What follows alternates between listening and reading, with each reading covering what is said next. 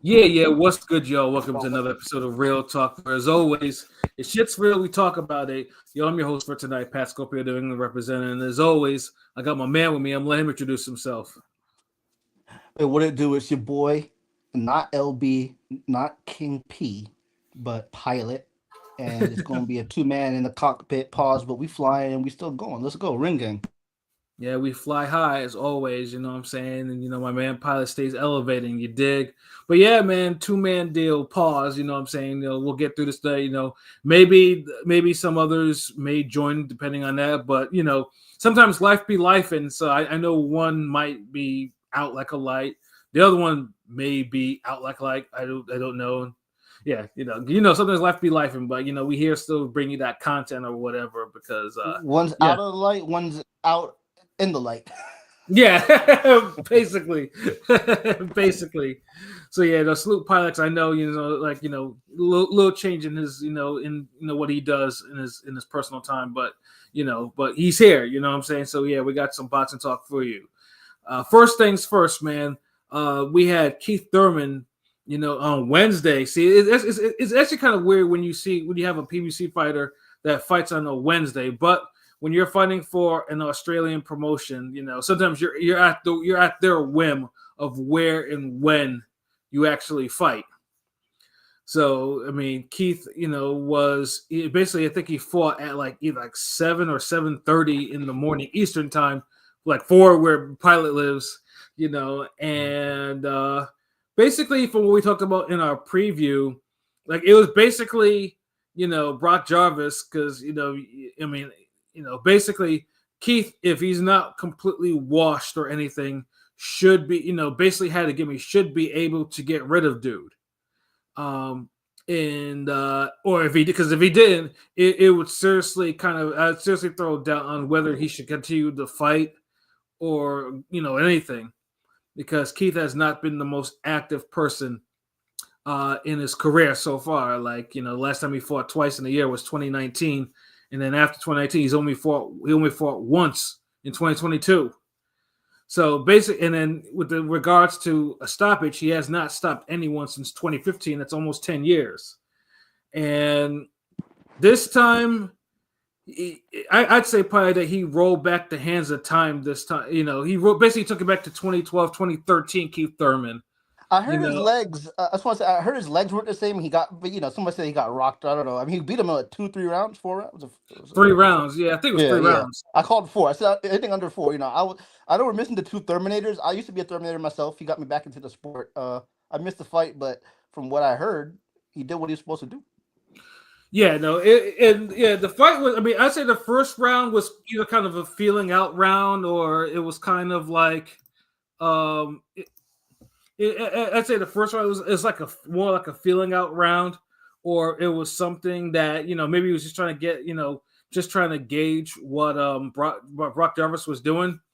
But then after that, yeah, he literally he whooped his ass because yeah, Brock Jarvis, like I said, has plenty of power, but dude was just slow, like stupid slow. And someone like Keith, who has lateral movement for days, just basically just tore dude apart, and he did it quickly too. Like dude was out here landing land some serious combinations like the uppercuts and everything like that. Like if you look on our TikTok, I mean, we posted the video of the knockout there, and you can and that knockout that he laid on Jarvis was serious. Actually, Yeah, I don't even beautiful, know beautiful how the uppercut. Beautiful uppercut from what I saw. yeah it was like honestly I don't even know how the fuck Jarvis got up from the first knockdown because that was the uppercut knockdown. I was just like, geez, like, and the referee should have just stopped it immediately because the way dude's head snapped back. I was just like, but yeah, but I think after that, but he got up and Keith like I think it was like a right hook, uppercut, left hook combination, sent dude down, and he was finished, and the referee stopped the fight. So yeah, I mean, it was good to see Keith back in rare form, and so far so good. We didn't hear about any type of injuries or anything that dude suffered because like I said, dude would be coming out of these fights. Oh, my hand is hurting, my elbow is hurting, something is hurting. He And seemed. I mean, he seemed rejuvenated. Of course, people were talking down on the matchup, but he ain't fought like in literally 3 years, right? Like probably closer yeah, to four, maybe. But I mean, come on, like his mouthpiece pause, like he made it fun with the whole, he always could sell, sell with the talking game, you know what I mean? So, and yeah, that, like yeah. I mean, he made it an event.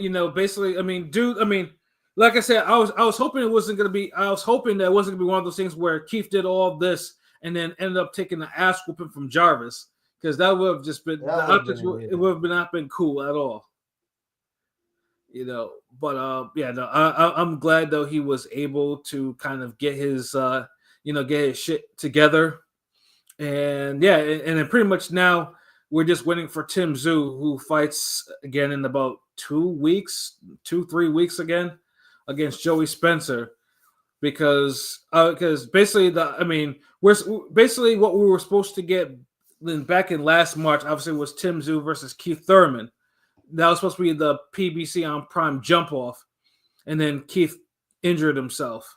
So Fundora was inserted into the equation. Pause for good measure, since it is after 10 o'clock, so we have to watch our English. And yeah, history, and then because we all know what happened with that. Well, let me ask real quick because I know say a year ago, right? Mhm. A year and a half ago, when the matchup was first made for that fight, even we just expected Tim Tszyu to run through Keith. We expected. I mean, that's what most thought because new weight, Keith off the layoff. What Yeah, now? I mean, what now? I mean, we got to see how he fights Spencer, and then I mean, it's closer than we thought. It's a good fight. yeah. I mean, I'm not gonna lie to you. I mean, yeah. I mean, Keith is out for 3 years, and then Tim, for the most part, is he's on his run right now. Like, he's beating people up. He's whipping ass. Like, so it's like basically the situation was like maybe a younger, fresher fighter versus someone who has a lot of wear and tear on his body, and that would be basically it was just someone that Tim will be able. Basically, Tim would probably end up like Tony Harrison did. But Yeah, and that J Rock Tony Harrison diet.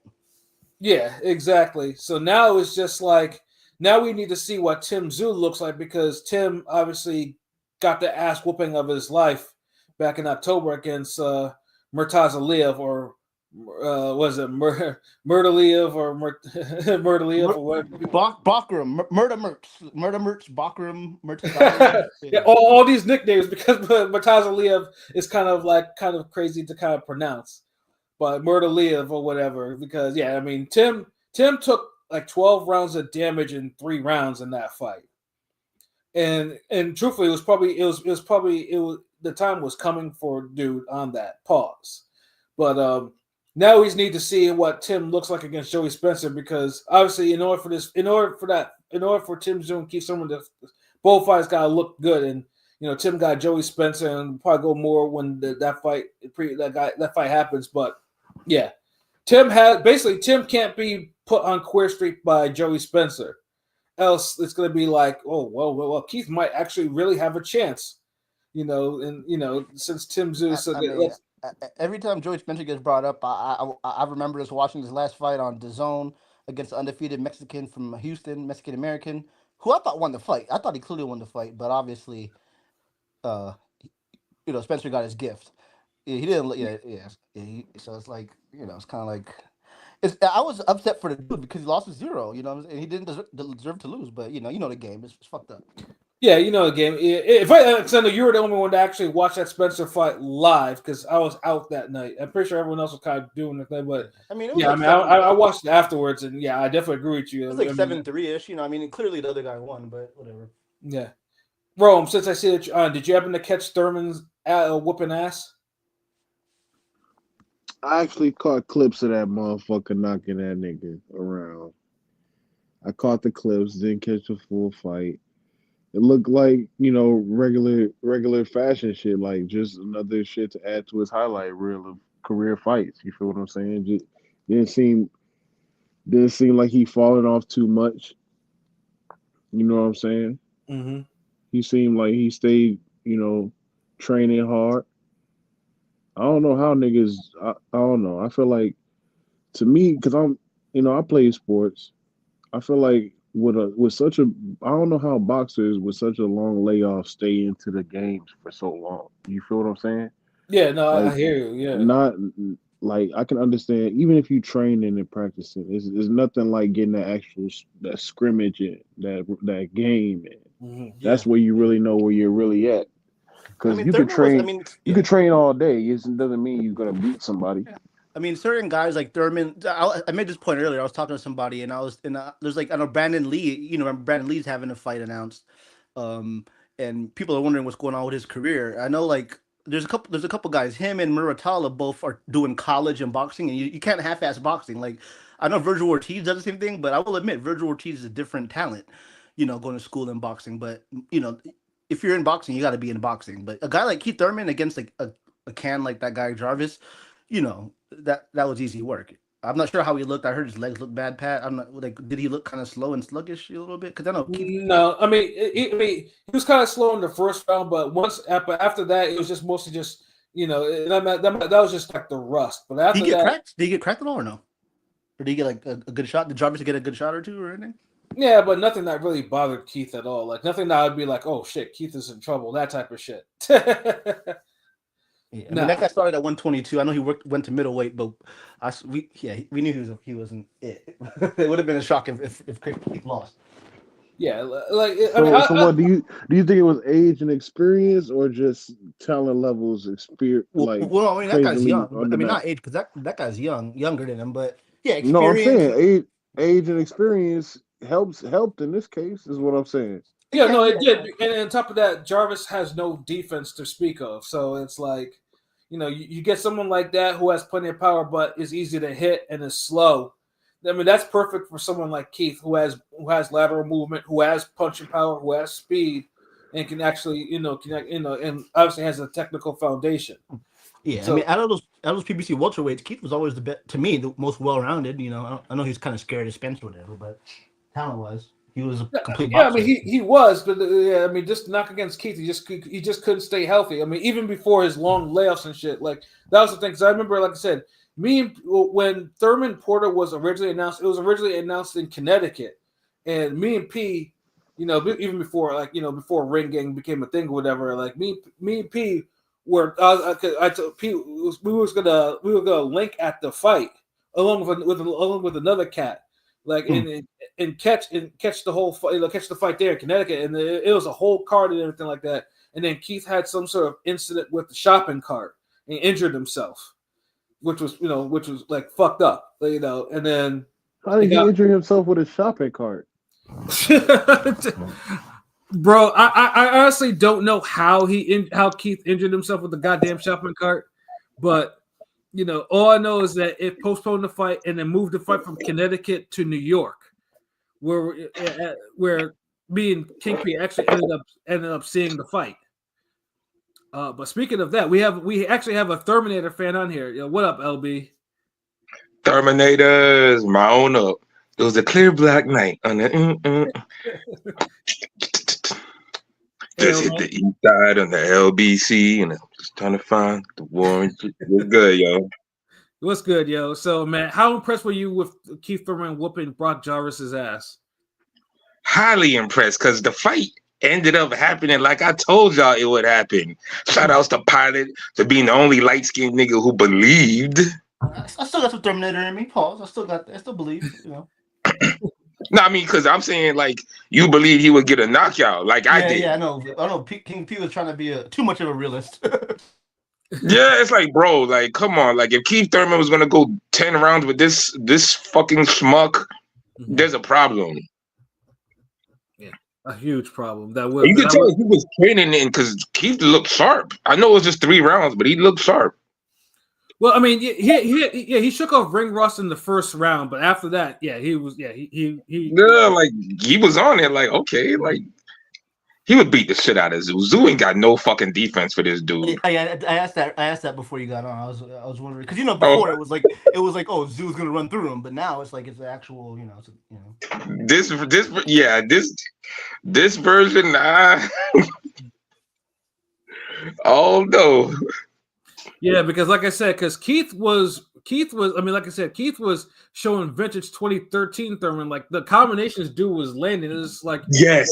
Thank he you was- for mentioning that. Yeah, he wasn't landing like it had been a while since Keith actually landed combinations like that. Like dude was out here, right hook, right uppercut, left hook type of shit. Like God damn. Because he wasn't even doing that with fucking Josecito. Like he was more like not Josecito. Oh yeah, him Josecito, but He was doing what's the nigga he put?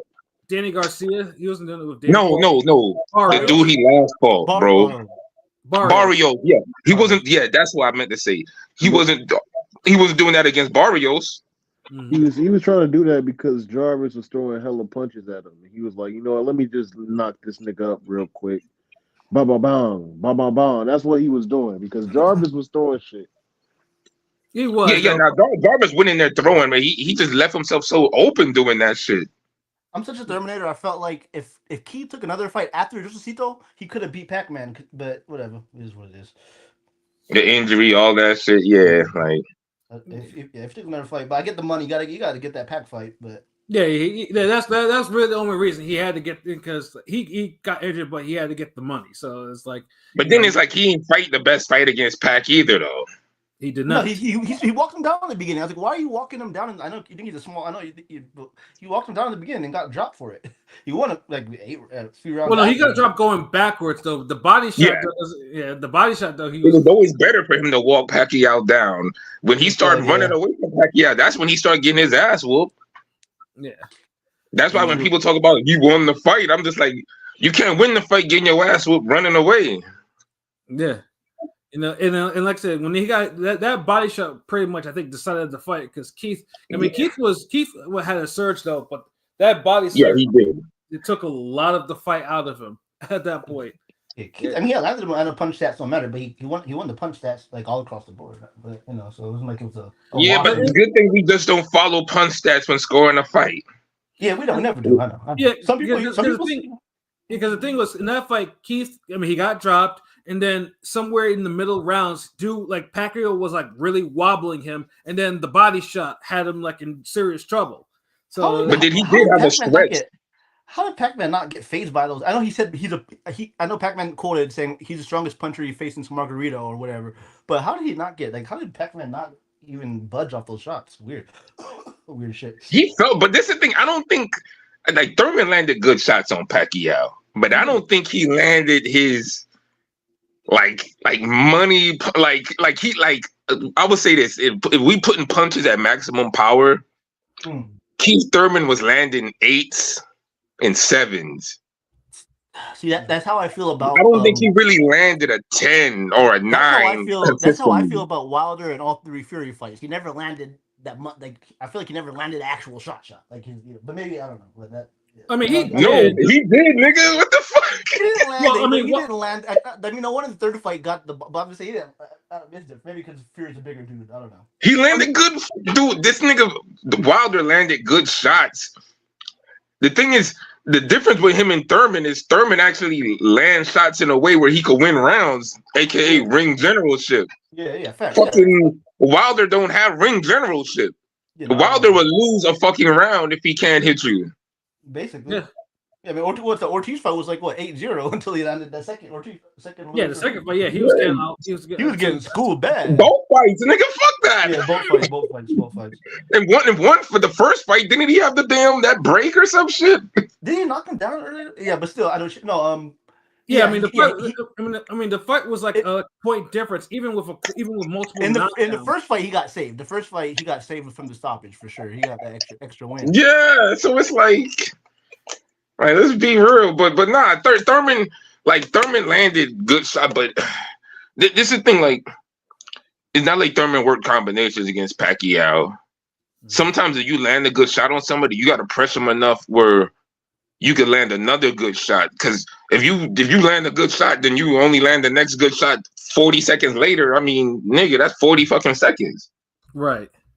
That's like Mosley was a punch away from knocking out Floyd or dropping him. He was like, I know most people don't like to say that. They don't like to hear it because they some Floyd dick sucker, but it's facts. Let me ask, because I was talking to Pat pre-production, and I just asked, I talk about how I got back into boxing, and I missed the whole when Thurman was coming up, and I'm just wondering, do you think he could have had a chance against that Floyd? Fuck yeah. Yeah. Okay, absolutely. Because this is the thing. Thurman, out of everybody in that era, was the best boxer on PBC as far as like Especially attributes. out the welterweights. Yeah, probably, that's what we're talking about. Like the power, the speed. One thing, like Thurman knew how to box. He knows that. Look, you have to win 7 rounds clearly. Mm-hmm. Yeah. And he knows that. He knows ring generalship. And Floyd ain't fighting niggas like who just knew ring generalship like that. Yeah. It has some pop. And yeah, like who has Floyd fought that fights like Keith Thurman? Nobody. Definitely no one at welterweight. Nobody at who the fuck has he fought that fight? Because nobody. No, Floyd. I ain't gonna lie. Floyd at welterweight didn't fight really. His welterweight run was definitely didn't fight. I mean, he fought some names. I ain't gonna damn. No, he fought some names that were kind of past it. I mean, but I'm just saying, matchmaking wise, it was smart matchmaking when he was at welter for sure. Yeah, and he still got to beat these niggas too. So he did that, but Thurman was always a good fight for Floyd. I don't think Floyd ever wanted that though. Yeah. Well, yeah, I mean, he did.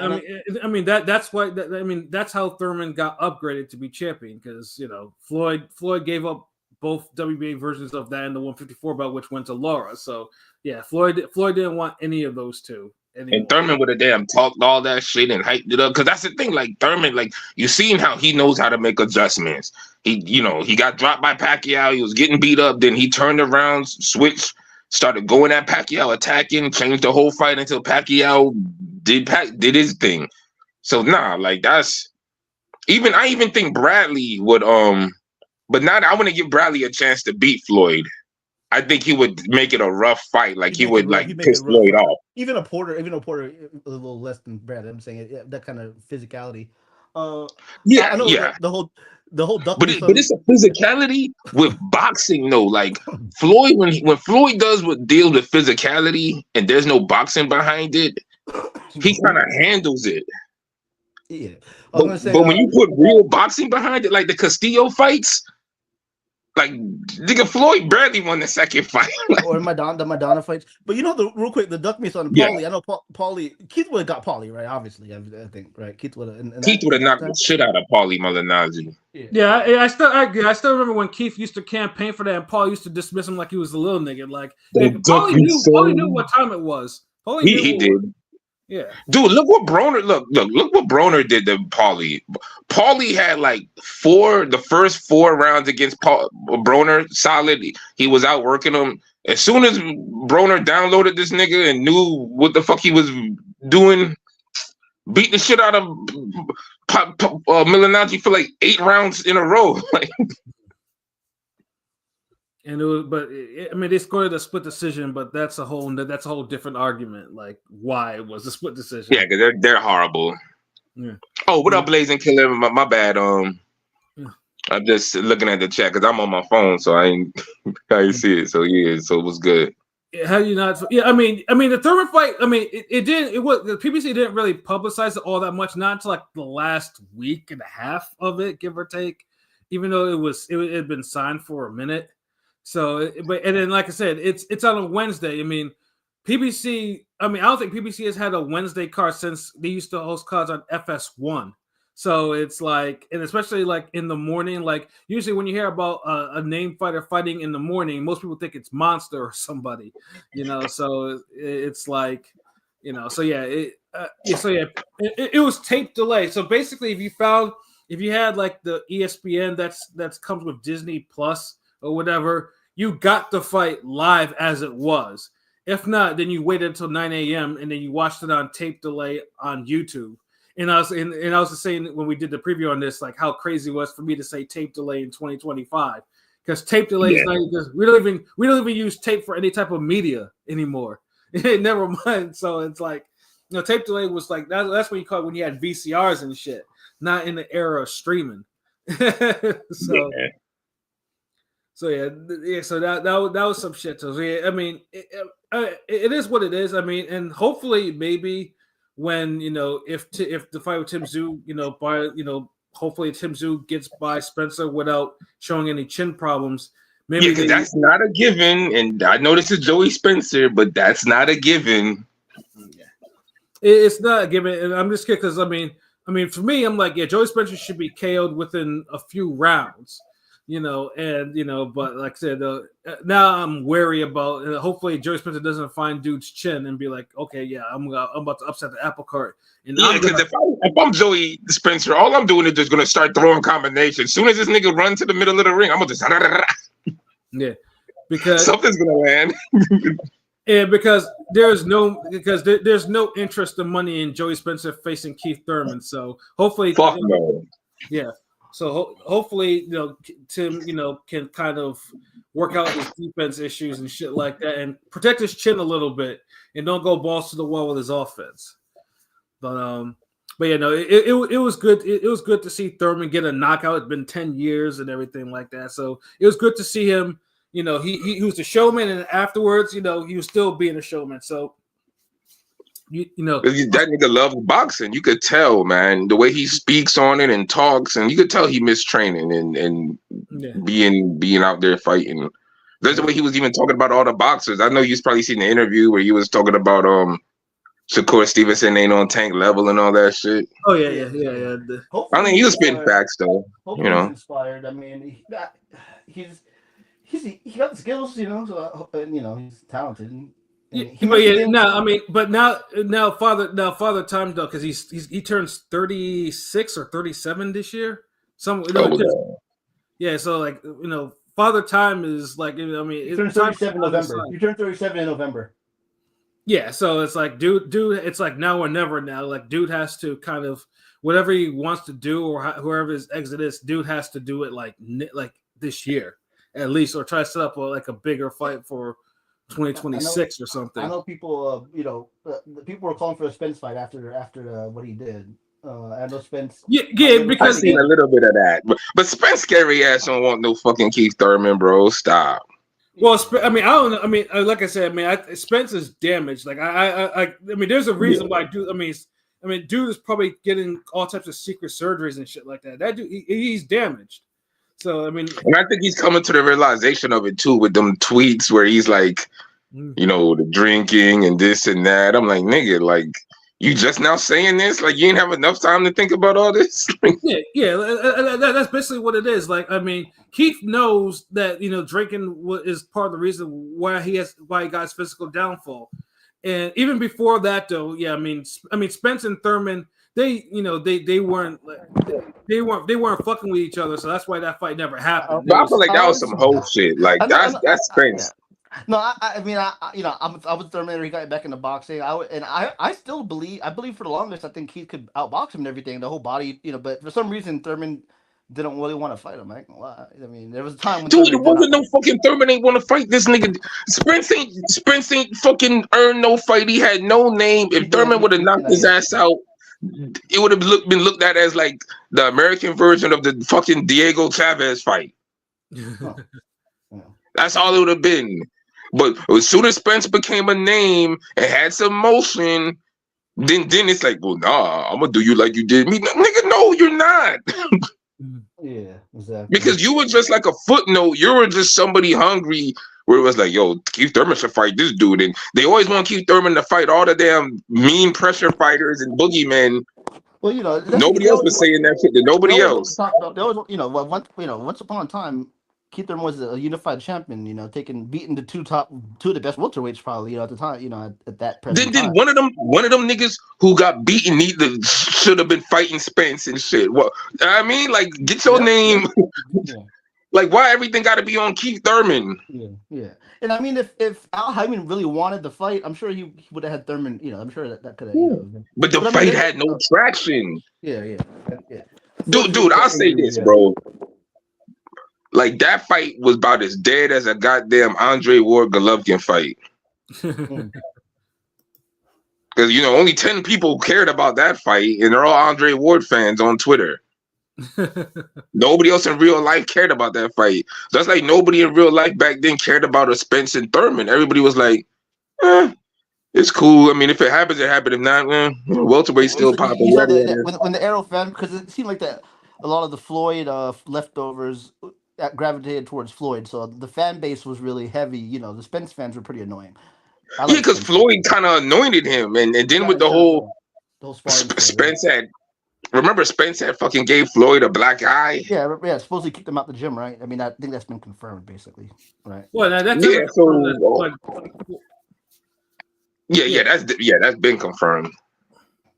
Yeah, I mean, of course, you know, Niggas been getting kicked out the gym. A pressure fighter's been getting kicked out the gym for years. yeah. Didn't De La Hoya kick out Margarito? yeah. Like I say, there's certain styles of some people. Like I know Morales, I know had his issue with Edwin Valero for that same reason. Dude, pressure fighters are the most kicked out of the gym out of all types of styles. It's like if you're a counter puncher, if you're a mover, it's like okay. Even if you're a brawler, if you're a sweet scientist, come on in, come on, let's go. Yeah, come on in, yeah. But hold on, you pressure? Wait, you throw 80 punches around? Hold on, you punch hard. You don't get tired for 3 minutes. You don't get tired. Hold on, you actually got good technique and form. Yeah, I mean, we'll come in. We'll give you some work. We'll give you 3 rounds later. All right, nigga. So here, take this check, and you get the fuck out of my gym. I mean, the opposite of that though was Mike Tyson, whose sparring partners used to quit because Mike used to put so much pressure on them and used to treat sparring like a real fight. So that's the opposite. His style, he had to. Yeah. So I get it, but yeah, man, like there was a lot of the Floyd with the little Spence thing. Like you said, I was like the Spence was the guy, so there was like, yeah, they tried to make that, but nah, Spence, I feel like Spence ducked the fight when it actually became a fight. So I'm always hold the fight being not happen due to Spence. And I felt like it hurt him because the momentum Spence had at the time, he'd have been favored to beat Thurman, and then he would also beat a style that was a little similar to Terrence Crawford's style. It would have prepared him for that fight. Yeah. Lord knows Ugas wasn't the one preparing for that fight. Ugas definitely wasn't the one. Get the fuck out of here. Like, yeah. So yeah, like, so it, and I ain't hating on Spence or nothing, but it just, he didn't really have no reason not to duck Thurman. That was just a whole petty bullshit that he fell into with Floyd and his fans. And he kind of paid for it because he missed out on the payday and all that shit. No, I mean, you picked Thurman. You picked Spence against Bud last minute. So, yeah. Nigga, I picked Thurman. I picked Bud against Spence too, nigga. No, you picked Spence last minute. I remember last minute. Yeah, but then that was LB that did that, nigga. That was in Shuttleworth. If you remember when I made the Bud prediction, I even said like Bud would probably drop him in the 4th round or some shit. Yeah, we always felt Bud would time him. We didn't expect the fucking domination masterclass. Yeah, no one called it domination. Like, I mean, none of that shit. But nah, I mean, I did say, Crawford. No, you said B Hop. You said it'd be a B Hop Tito type thing, which it kind of. I mean, it was. I mean, that's a dominant. Yeah, it's close enough. But that was pretty much. But nah, that still ain't no. But that still ain't a level of domination though. That was more Floyd on Corrales or Gotti. No. Floyd, yeah. Crawford Spence is more Floyd Corrales. Yeah. Hopkins Tito is more like a bad boxing lesson with a good finish. Right. But Corrales Floyd is like an ass whooping. Yeah, that was a flawless ass whooping. B Hop Tito was like a fucking just chopping down a tree, chopping it, and eventually timbered, basically. Yeah. And it's not like Tito landed a few shots on Hopkins, but it just ain't do shit. He was just, we learned weight class for a reason. Tito was a welterweight. I'm a Tito guy, so yeah. Well, no, I mean Tito already. Tito hit hard, though. I mean, Tito hit hard and he won belts, but obviously B Hop wasn't the natural bigger guy. So remember, B Hop had a chin first of all, and he naturally bigger. So a nigga who got a chin and naturally bigger than you, he could probably take your shots. And I love Tito, but B Hop probably was more skilled in terms of just boxing ability. I mean, he's multi-dimensional. Like Tito just had one great dimension. He had one gear, but it was great. Yeah, Tito was a man, but yeah. But yeah, no, yeah. So yeah, I mean, hopefully, like I said, with Thurman, I mean, Thurman Spence fight happens. I mean, Spence is gonna have to go. I mean, in order for me to get into Spence is gonna have to has to fight again. Like literally, it's been 2 years. It's gonna be 2 years soon. So it's gonna be like if you're gonna fight. I mean, right now all dude is doing is like basically like LB says he's writing cryptic tweets and blaming his drinking and stuff like that. And of course, we all know he's getting surgeries. Like there's no way because if you're out that long, you're either taking a rest or there's surgeries, one or the other. So. We'll see how it goes though. But yeah, Thurman, whatever his exit strategy is, he's gonna have to have a big 2025 and fight, and hopefully fight two times a year, maybe even 3, since the next fight, after Zoo would be is in July, so there's plenty of time for another fight for this year. But yeah, we'll see what the exit strategy goes for Thurman, in terms of what he wants to do. If it ends up him getting a shot at Crawford or being a 154 champion, because I personally don't. 154 is a popping division. So Crawford going to fight Canelo. That dude, 154 ain't getting as popping now because it's like the names are getting too big, and now niggas is taking longer to make fights because nobody wants to pull a name that they can't beat. Well, I mean, they're not divas in that division, but I think now everyone knows that certain fighters will get it's a hard like a Bohacek. Every time it's going to turn into light heavyweight. Watch where it's going to be like you could get good fights, but after this fight, it's like you chill, nigga. Yeah, and we'll get more into the 154 shit like when we talk about Fundora, like and what's going on with that fight though. But the 154. It's entering a different dimension, but like I said, make no mistake, a fight of the year will pop off at 154. It's like almost a given now, but it's now. I think the fighters now realize how dangerous that fucking division is, so they're treading carefully. It's not necessarily. Yeah, that's what it is. That's a better way of putting it. Like they know because it's like even look like Ortiz is a payday.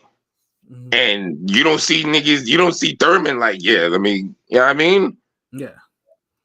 Bohacek is still lying. Every time a Bohacek fight it's like, oh shit. Like, that's like a guaranteed hard fight because that motherfucker knows nothing but hard fights. I'm hearing, there were some rumors I heard about Bakram. Because, Bohacek's going to fight him, but nobody, I'm saying, like, that's the realistic fight because Bakram's going to be ducked. Yeah, that's another one. Yeah, these are hard. These are hard fights. Like people, like they know, like there's no pussy for the going 154. Like if you're fighting someone 154, you're knowing that it could be a punishing fight. Like fucking Charles Conwell's on the same platform as a Virgil. They probably try to get Conwell to fight Bakram and then fight Virgil. You know what I'm saying? Like you know what? Fuck it, because sometimes. You got to do some shit like that. If I was Conwell, I honestly would train. I would start training, preparing myself for Bakra and start calling him out. Cause like, who else you gonna fight, bro? They ain't gonna give you Virgil Ortiz. Conway is a small. I've seen him enough in the ring where he looks smaller compared to a lot of the 54 guys. But he's much fiercer and stronger than a lot of them. But I'm just saying, Bakram looks big as fuck. So, but either way, that's a great fight. 154. If King P was here, I know he would, say some disappointing shit about Conwell's activity. But yeah. That's a good fight for him. Like sometimes you got to take what you can get. Like you're not hot like that, but people still fuck with you. Give him a name. Like I hate, I'm gonna say I hate how Golden Boy treats the niggas, man. But whatever. Give Conwell a fucking an actual name, not a super washed champion. He did. He did prove himself with Bakra. Like I don't see like because look, if he's as good as he's supposed to be. That's a good fight, and the barometer is this: do better than Tim Tszyu. Yeah, he could get knocked out in the 12th round. Just do better than Tim Tszyu. Yeah, it's just so now I would definitely try to make that fight. Yeah, what else he doing? Shit. And plus, I honestly don't think Conwell will ever. It will. Any champion that's available, if someone offers him a title shot, he should have had a title shot, to be honest. But he's the type of guy. I'm pretty sure anyone that any champion that's ready, whether it's a Fundora or a Crawford or it's or Bakram, yeah, he'll take it. So I mean, he doesn't give me the, I don't see him actually not taking a title shot if it's offered to him. Like that would be stupid. Yeah, but I don't think those people gonna offer it to him. I think the only person who would offer him is Murderland. Like Bakram, like that's the only dude, because it's like, who else? Like it's like they're the both unavoided dudes. Yeah, exactly. I mean, avoided dude. I said unavoided. They both avoided. So y'all may as well fight each other. I mean, I don't mind the little Paul Williams Margarito 2025. Like, hey, shit, nigga, we need more of those. God damn it, shit. Yeah. So, like, because I don't think Virgil did Conway, Terrence Crawford. That's Canelo fight, so he's not going to fight again this year. Yeah, and I know Virgil's got to be hesitant about running it back with Bohacek if he doesn't need to. So it's like, yeah, he already died. I've seen his dad post on Twitter like that fight. It was either make more money or had a rematch clause. They chose the money. Then hey, because I could tell in the negotiations they pissed him off. I saw Virgil Jr. go off on a fan guy on another show, but basically, I don't know if you heard Oscar's take. Oscar didn't want him to take 3 tough fights in a row. He tried to justify it, because literally Virgil would have fought 3 of the European. The toughest people at 154. And you know what? Honestly, he has a point. I don't mind that logic, though. No, the logic was good. I mean, I hate, Oscar never ducked the smoke. We always talk about that, but I get the logic. I don't think it's and that is 3, and it's just back to like what I said with Keith Thurman. Like, why y'all making the one nigga take all the tough fights? Because literally, that's what Canelo's doing to Benavidez. He's like, okay, I won't fight you. Okay, I'll fight the guy that I ducked for 12 years. Okay, Andre. Fight the guy I beat, and the last time I looked good, Plant. You know what? I'm not even gonna fight you. Fuck that. Move up the light heavyweight. Yeah, fight a former world champion. All right, fuck it. I fight the next nigga who's supposed to beat me and you. Fought him. It's like, God damn, what else I gotta do? What's that LeBron meme? And another one. Like this, it's turned into a Khaled mixtape, nigga. Like, yeah. Well, like I said, eventually, I mean, where Keith goes, I mean, obviously, Keith's, we'll see if Keith's gonna roll the dice against a younger prime 154 fighter at some point, and depending on who's holding a belt, by the time he's ready to do so. But I mean, eventually he's gonna have to gamble I would gamble for Ortiz. That's the biggest fight at 154 to make. Yeah, because I mean, unless Fundora still, surprisingly is holding on to the belts at that time, and then you go up to Fundora, then you knock. That's it. But I mean, that's more winnable fight for him. But both fights are actually good for him. Fuck that. Yeah, they are. For different reasons though. But yeah. Like I said, Keith Thurman is back at 154. God damn! After like how many years? Like last time he was at 154. He sent what's his name into retirement. Like, now he's back and doing this shit. Oh, Quintana, there we go. Carlos Quintana. So now he's actually back doing this 154. So I forgot he bodied Quintana. Yeah, because that was a 154 fight before he moved down. So I feel like Carlos Quintana been getting bodied by everybody. It almost makes me think like, damn, what got him on? And then I'm like, the Paul Williams fight. And then he took Joel Julio's yes, you're right. Yeah. He was undefeated when he fought him. I remember that. I remember those 2 fights. Lucky bastard. Lucky bastard. Because it's like every time I turn around, he fight an elite guy. It's like, I ain't gonna lie, Cotto steamrolled him. Cotto gave him the business. And Cotto beat him like he was like trash or something. Like you take a rug and you just put it outside. He's like, all right, hold on, let me get the dust off. Quintana had a lot of good nights. I mean, the Joel Julio fight when Joel Julio was knocking people out in his prospect, you got that one. Then the William, Punisher fight, which pissed me off, because he won it and I couldn't even say he didn't. And he barely won that though, too. Yeah. Like people make it seem like it was a crazy big upset, but I missed that shit. It was like a majority decision, ain't it? No, it was a unanimous decision. He won that shit. But I'm saying going back because I'm trying to remember. Like even Harold Letterman had the card, like had the fight close. Like Quintana won, but it wasn't no fucking like he put on a boxing lesson. Something like you could tell Paul Williams had an off night.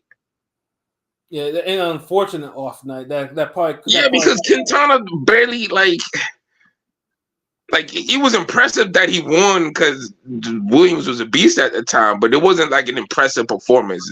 I guess that's what I'm trying to say. I mean, the fact that he didn't get steamrolled by Punisher's work rate, that's impressive enough for me. Like, dude. Yeah, it was, but it's like he still got hands put on him. It's not like he damn.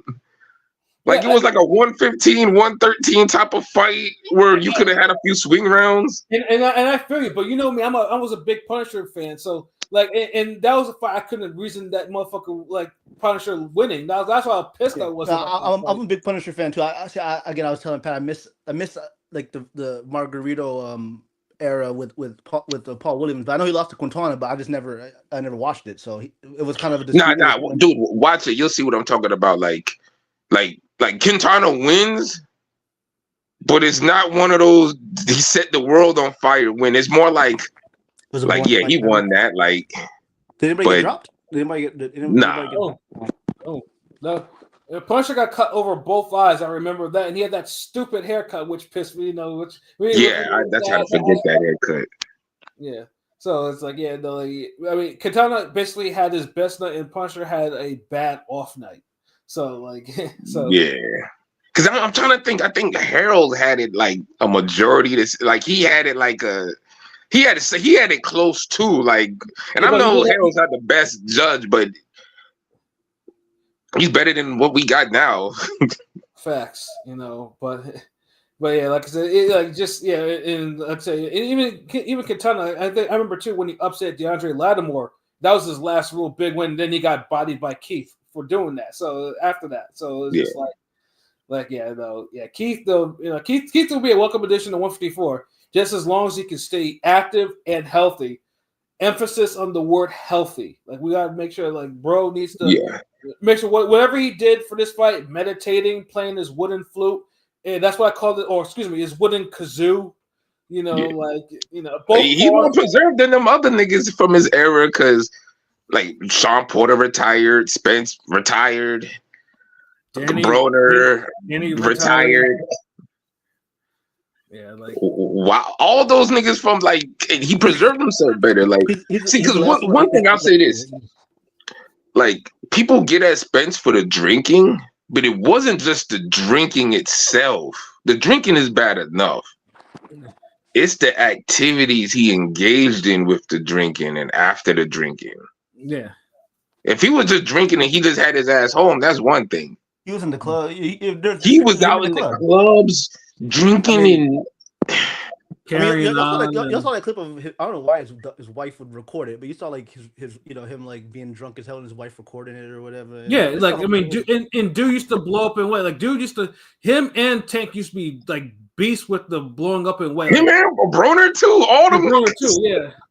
They was like the three amigos with that shit. Like there was some eating ass niggas. Yeah, Charles kind of got influenced by them because they used to be in shape, but like, I don't know. Well, no, the Charlos for whatever reason never blew up in weight like they did. I mean, yeah. Charlos would fuck. Like this is the thing. The difference between them is Charlos would drink and carry on like them, but I think they just had better overall work ethic than all them other niggas because.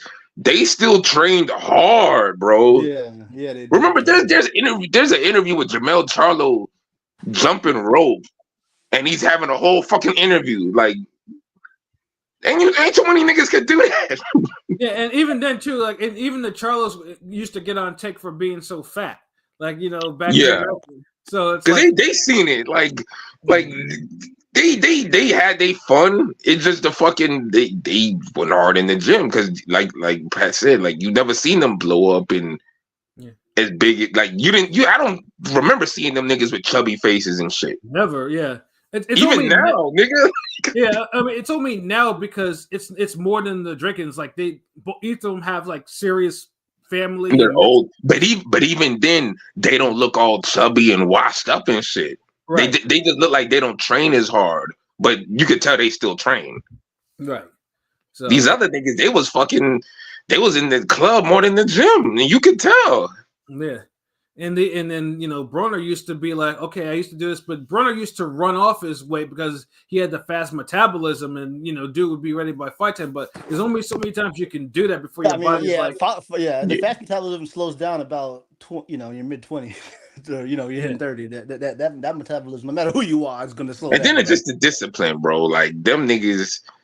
Like I just think the Charlo discipline is just different from them dudes. That's why they was able to last. It was lit, I know PBC is known as a pro black, boxing. But when I got back into boxing, PBC was, finding their footing. So I got, it was dope seeing a bunch of brothers doing their thing. It was cool. It was cool. It's still dope. Like it just. They're talented dudes that were getting knockouts. A lot of them. So. Yeah, it was just wish that some of them were just a little bit more. They were able to kind of preserve themselves. Like Keith, Keith is more like Keith used to blow up in weight too because he's a naturally big dude. But at least he was in the gym though. He was disciplined. Yeah. He wasn't drinking or smoking or anything. He's just, he ate sure. And even if he did, and even if he was, that motherfucker stayed his ass in the gym. That's what slow everything down. If you train, these you see it with these rappers and shit. Like you see some of them look more healthy now because now they're conscious about. Training and all that shit. Like some of these niggas look more healthy now than they looked in their 20s. That's also facts. I remember Dr. Dre was one of them. Dr. Dre used to, for a minute, was walking around like a 50 clone, and then now he looks like a regular old man. But yeah, back in the day, that dude was chubby as shit. Like Yeah, like that training counts for something. Like the whole discipline of just training, like but it slows down shit. Speaking of that, that's a good segue into some bars I need to give for this damn Ammo Berlanga card in Florida. I need to that particular part. I need. Oh, that was in Florida. Damn. Yeah, it was. Yeah. Fucking probably some bullshit. No man's town, one cow town. I will say, at least that shit was fucking. Okay, Pat, I know you're gonna show it. Let me just give it one compliment. That shit was fucking super fast. By 7 my time, it was the main event. Like, what the fuck?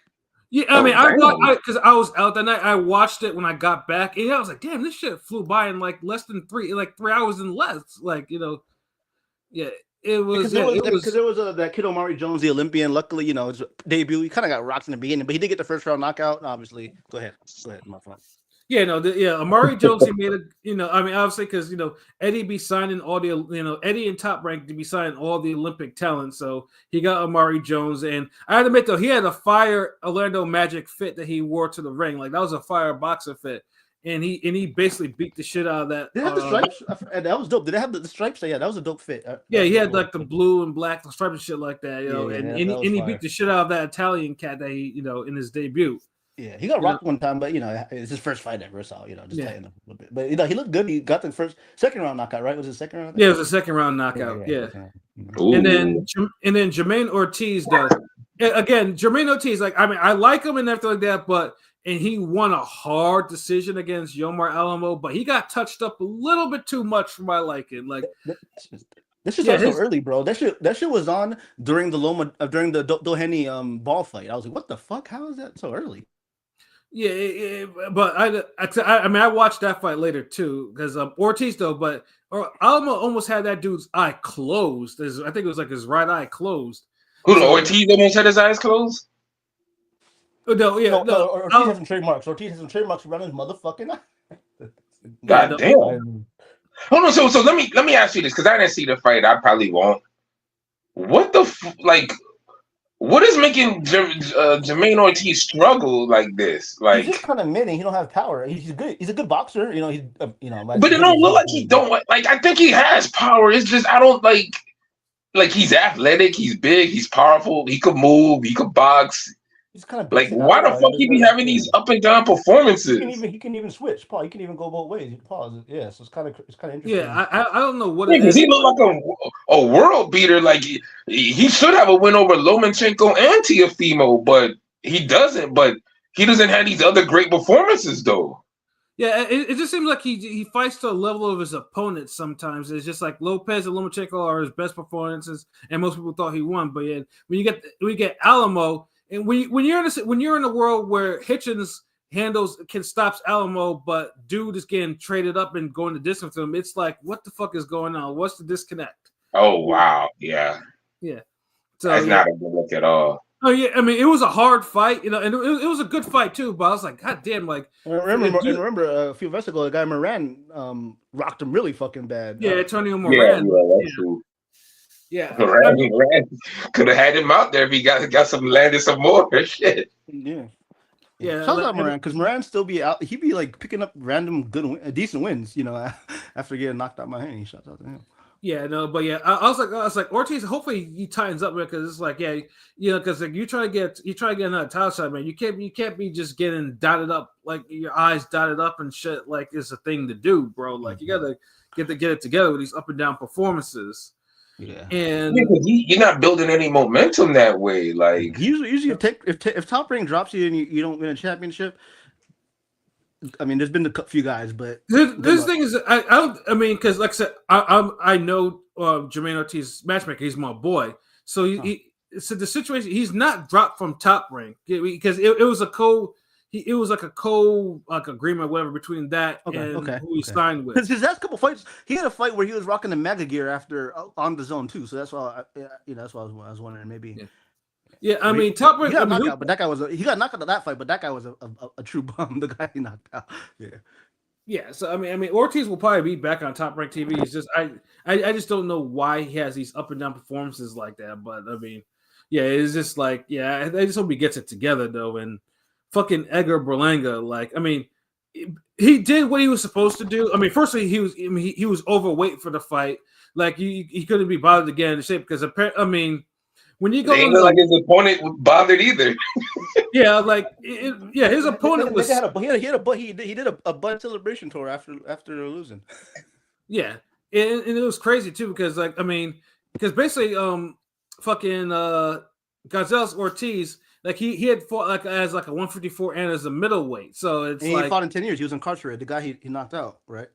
Yeah, like I think he was he went to jail apparently said for armed robbery. Yeah, he was locked up for 10 years, and you could I read somebody looked like at the win looked like somebody said he was giving birth. He just gave birth to some shit. Yeah, like you had a whole gut. Like how do you get a fight and not even be professional enough to even train to lose weight? Like what are we doing? You didn't even see the trace work of abs. Like yeah, there was no type of muscle there or nothing. Like he ain't really trained for shit.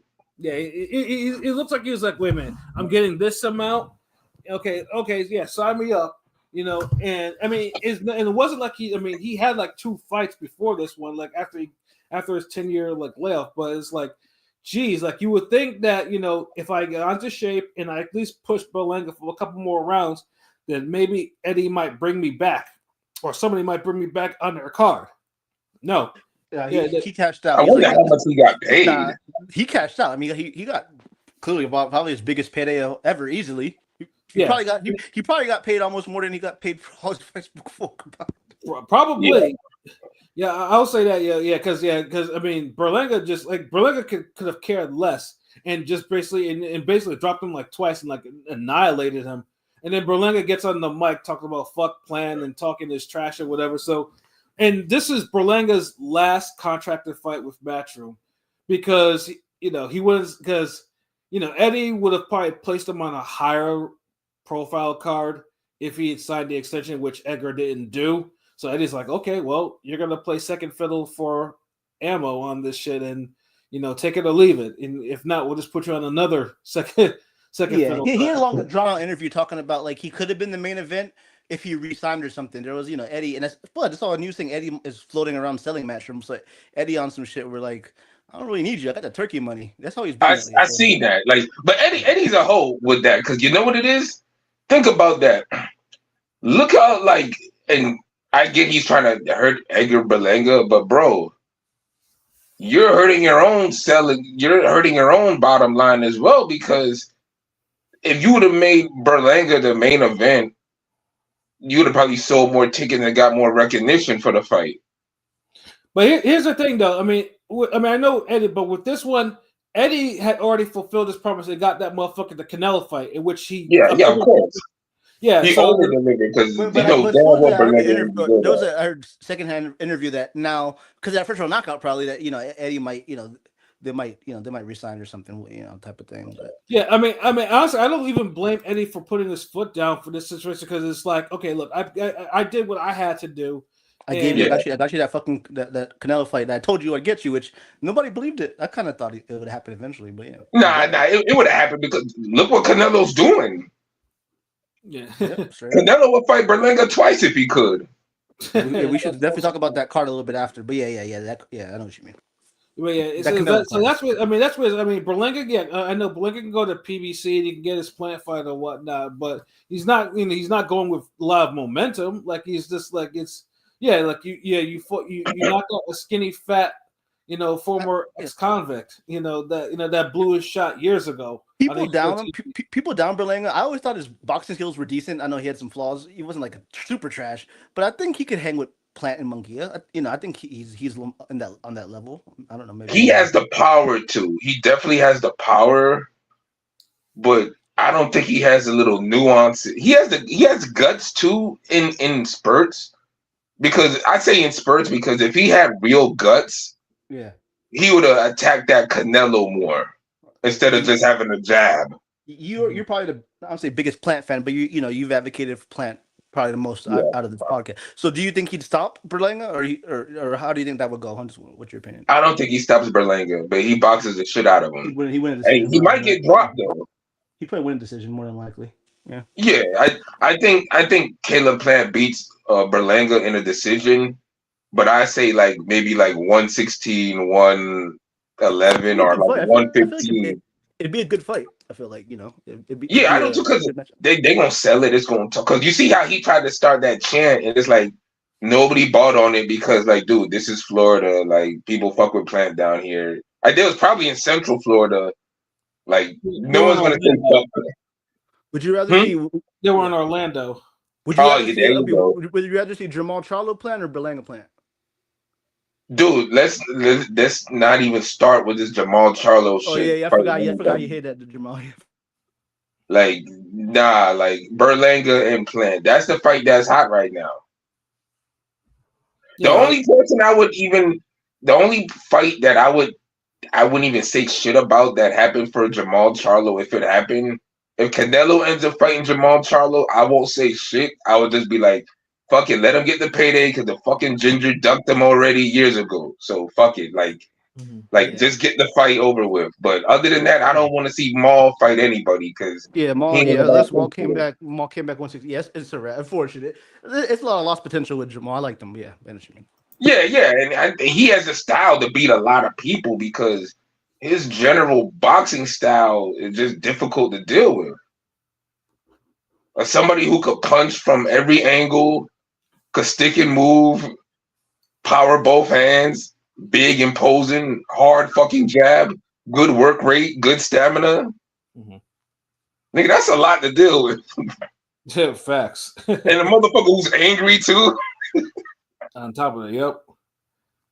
So Berlanga wants. Goes to PBC. Truthfully, like that's his best.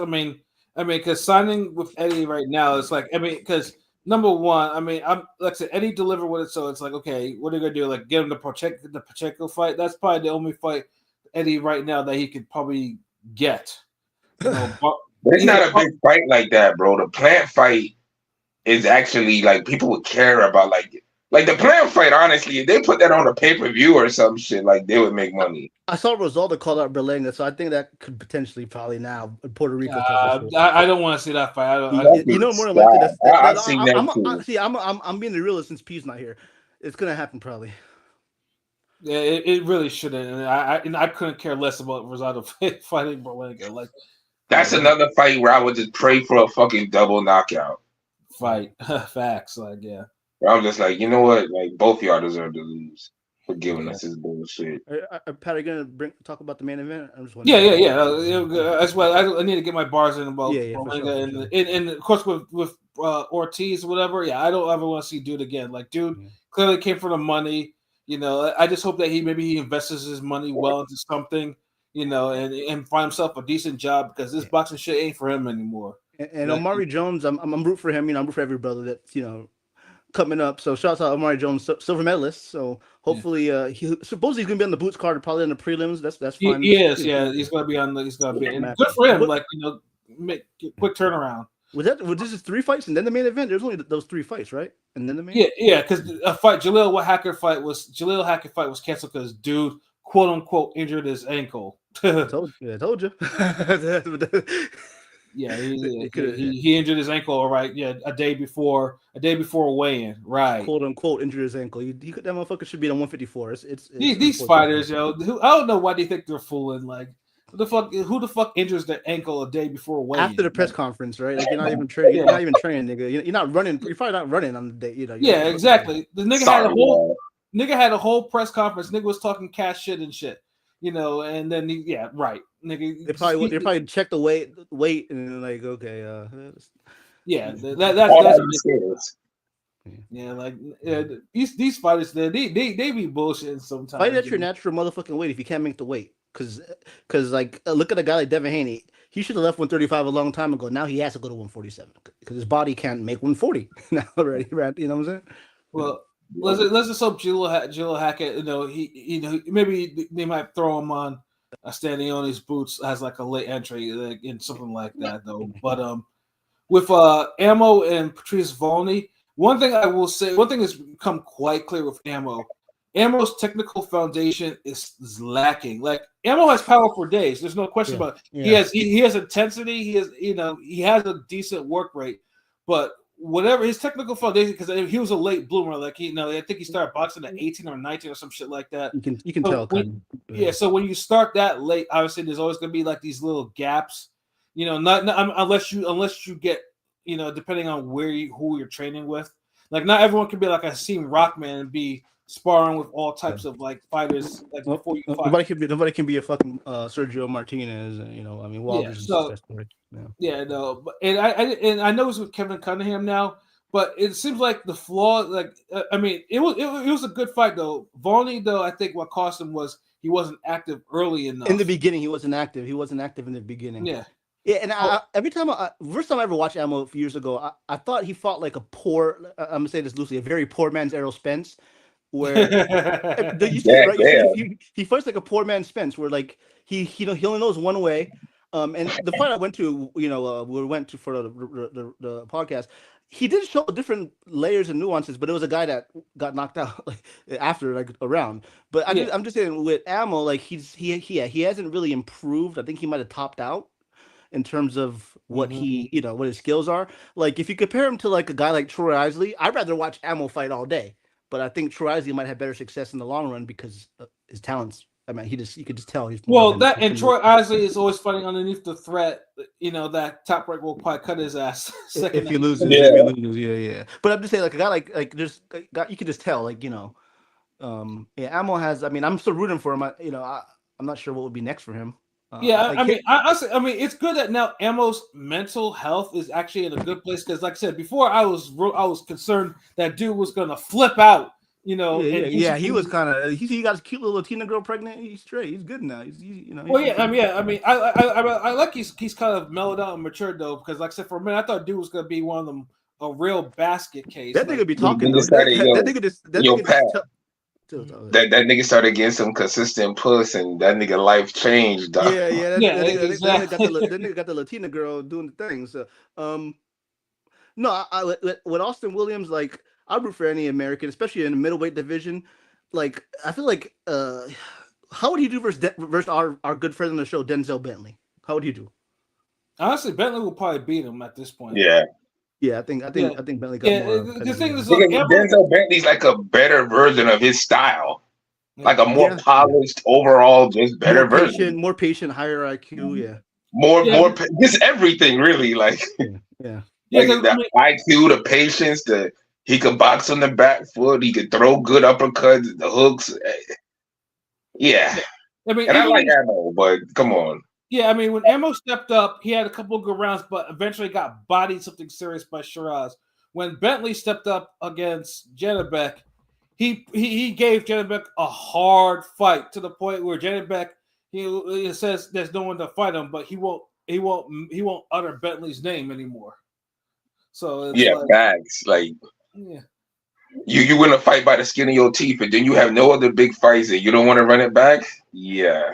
Yeah, exactly, that's probably his only closest fight. Like since he started fighting in America like that, and he won't run it back because it's like all his flaws were out. Like the I mean, stamina. Janibek got skills, but in terms of a guy who won 2 belts besides Kambosos, a guy that actually was a unified champion, being 2 guys. It's the most pathetic 2-belt reign I've ever seen in a long. Like I don't know, like, it's crazy because the guys he beat are literally nobodies. No offense, I mean they're I'm just saying like Yeah, and it's like he's not beating them in impressive styles either. Yeah. So it's more just like, dude, you either gonna fucking rematch Bentley or just get the fuck on. Yeah.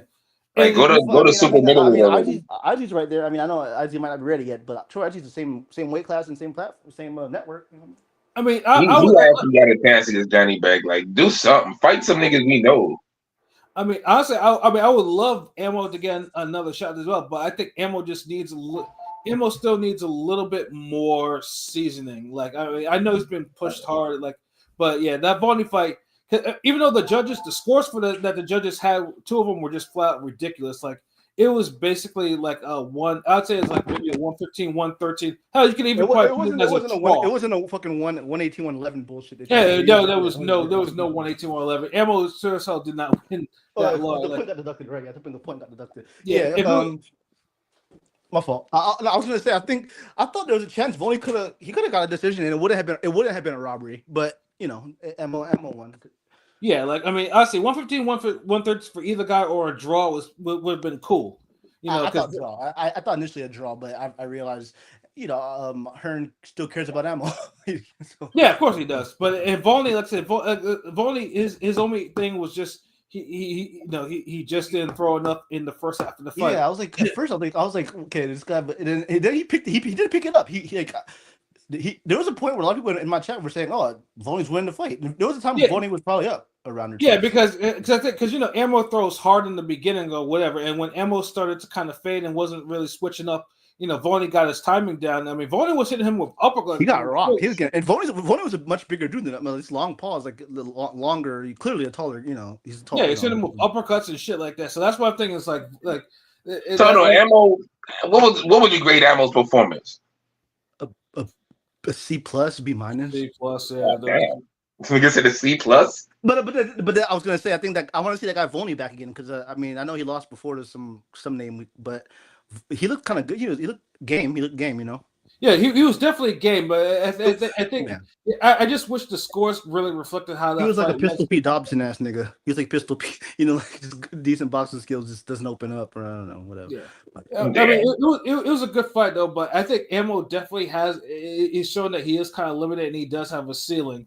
But he is the type of person that you need at middleweight because if Ammo was in any other division other than middleweight, he would probably get destroyed by now. A couple times, but I will say, I feel that. I feel you on that. But I will say he is one of the more fun guys to watch. I mean, he's like his fights are always entertaining. Because one thing you got to give Ammo is he fucking tries. Yeah. He gives his all. Yeah, for sure, he gives it all. A lot of these dudes, they don't give their all. Even when he's losing or going through it, like he still tries to hang tough. Like. So like you gotta respect him for that, but I feel where you coming from. Like, if he was at 154 or fucking 140 or 168. Oh, all right, 168. Yeah, 168. Yeah, he might have like 3 losses. But if his skill set was basically auto passing. If his skill set was at any of the division, he wouldn't just have 1 loss. That's what he's saying. Yeah. So yeah, that's the thing. But I'm rooting for Ammo because, like I said, he seems to be in a good space. So I want hopefully that he'll just be able to kind of improve, and just improve on what he's doing because, frankly, like I said, middleweight needs a star, and someone like Ammo would be a good representative to kind of carry. Goddamn American sort. Goddamn, can the middleweight stop going and try to be receivers in the NFL? Can you come over and come on? The fuck is going on? Honestly, I'm tired of middleweight stinking. Like everything, even the fights you think of the middleweight, it's just a whole bunch. It's just trash. Like middleweight. I feel like late last year there was a couple of pretty good fights, but they had some hope. But it's back to bullshit again. It was if it wasn't for Denzel Bentley, man, like the middleweight would have been a complete waste.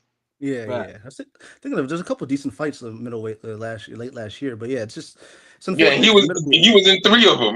It's unfortunate because middleweight's a fucking glorious division. To me, it's the third, heavyweight, welterweight, and middleweight. To me, it's unfortunate how trash it's been. That's no longer the case. It's heavyweight. Okay, now 154 and 140 and all 140, that. 140, yeah. Yeah. Because these niggas don't move up when they're supposed to. So like, you don't see like. Cause Ramirez and Taylor not going to welterweight when they were supposed to, and pro grade too. And pro grade slowed shit the fuck down. Yeah, because we were supposed to get a whole mashup of fights there. These guys don't want to give up their physical advantages. I guess I don't know, like especially with Regis. It's got to be that. It's got to be that. Yeah. I'm thinking that niggas in the gym be whooping their ass. Thurman versus Regis would have been a crazy fight to me. Well, before Regis looked washed. I mean, I'm saying that would have been a decent fight to watch. Battle of the Light Brides. Mm-hmm.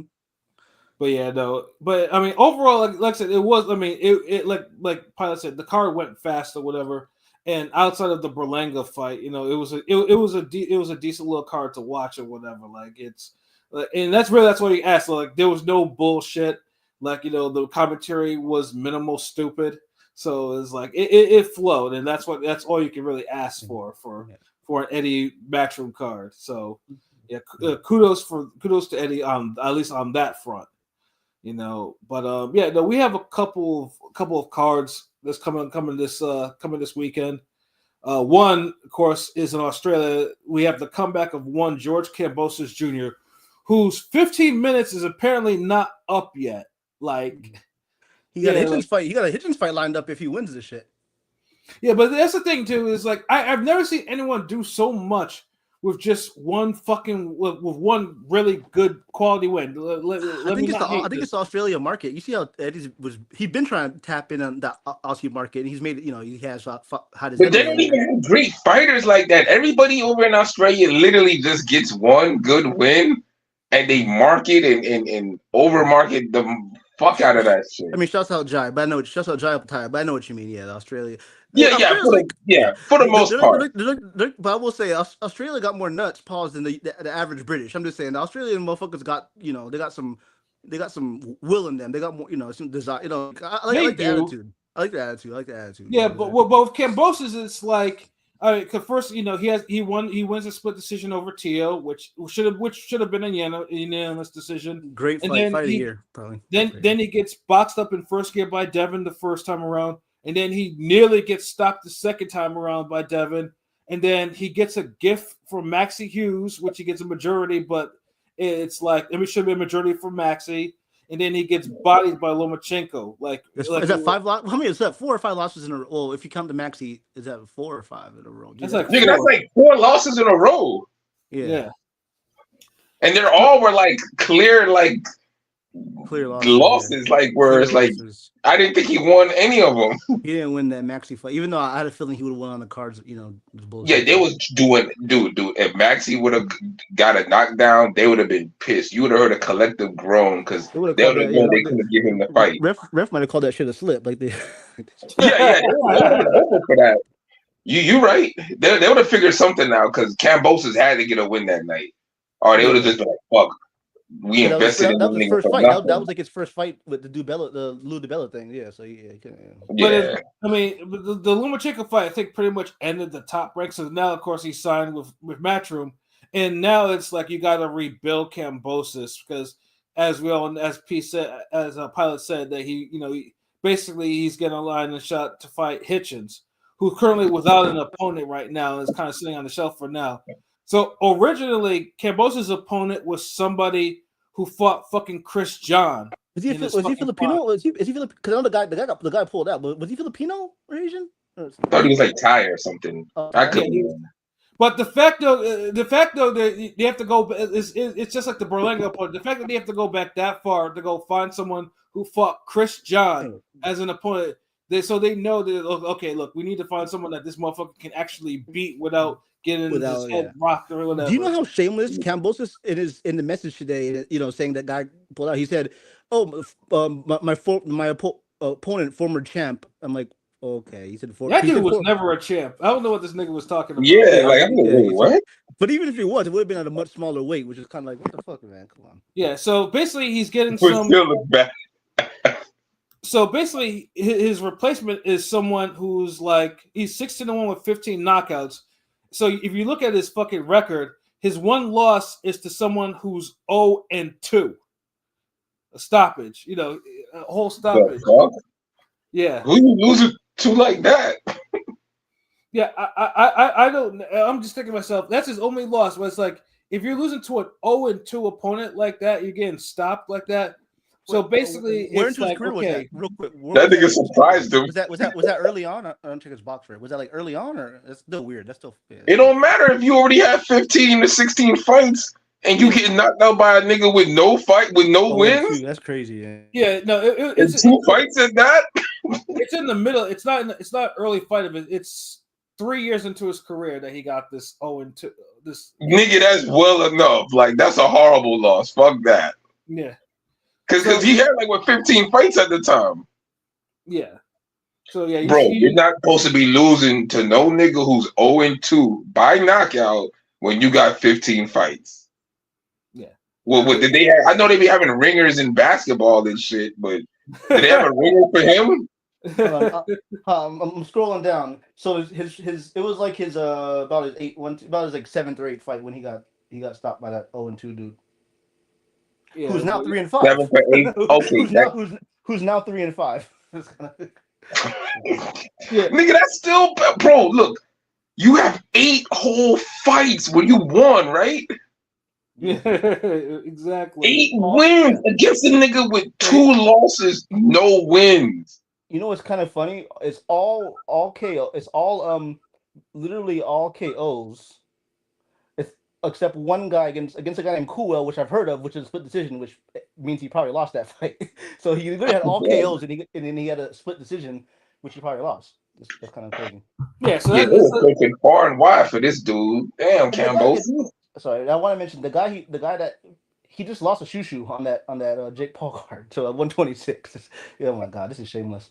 Damn. Yeah, so basically they found an opponent for him like he should be able to knock out based off all of this, but like I said, I mean it's power. You know, power. Kambosos has been getting touched up, and power is power. But this is basically the type of opponent. Okay, look, I just need to body him because Kambosos hasn't knocked anyone out in quite a while. It's been. And he landed a punch in quite a while. Yeah. Has he hurt somebody? Has he dropped anybody? Like all that, I feel like Kambosos, man. I feel like we're talking about somebody who was boxing in like 2017 or some shit. I mean that might be like the last time he actually got a stoppage. To be honest, you know what I'm saying? Like dude. I mean, but yeah, no, it's really a shame. I mean, truthfully, and I wish that it was available on bets because I'm like, you know what? Just for the fact that I'm trying to put someone like this with Kambosos, I want to do an upset bet, but not FanDuel or DraftKings are not offering it. They're not offering. They know why because they're like like when there's an off chance something could happen, that means it could happen, right? And there's an off chance that Kambosos could look mid as fuck, trash, garbage, whatever, and get his ass whooped. Remember, Maxie Hughes is good. Maxie Hughes is solid fighter. Hughes is quality. Yeah, it's a quality. It's quality. But they had the, I mean, like he couldn't do nothing to Maxie Hughes. And Maxie Hughes isn't somebody who I would say is like dangerous, but he's quality. Right.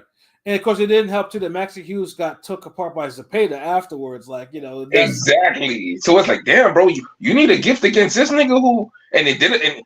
And now that you mentioned that, it doesn't help that Zepeda, went life and death with Tevin Farmer. Like, yeah, just throw lightweight away. Fuck it. Like, y'all niggas is struggling too much claiming y'all top fighters. Like, I'm tired of this shit. Like, one person struggle against this nigga, then he struggle against this nigga, then another, like, y'all bringing back Tevin Farmer and y'all struggling against him. Like, what the fuck going on?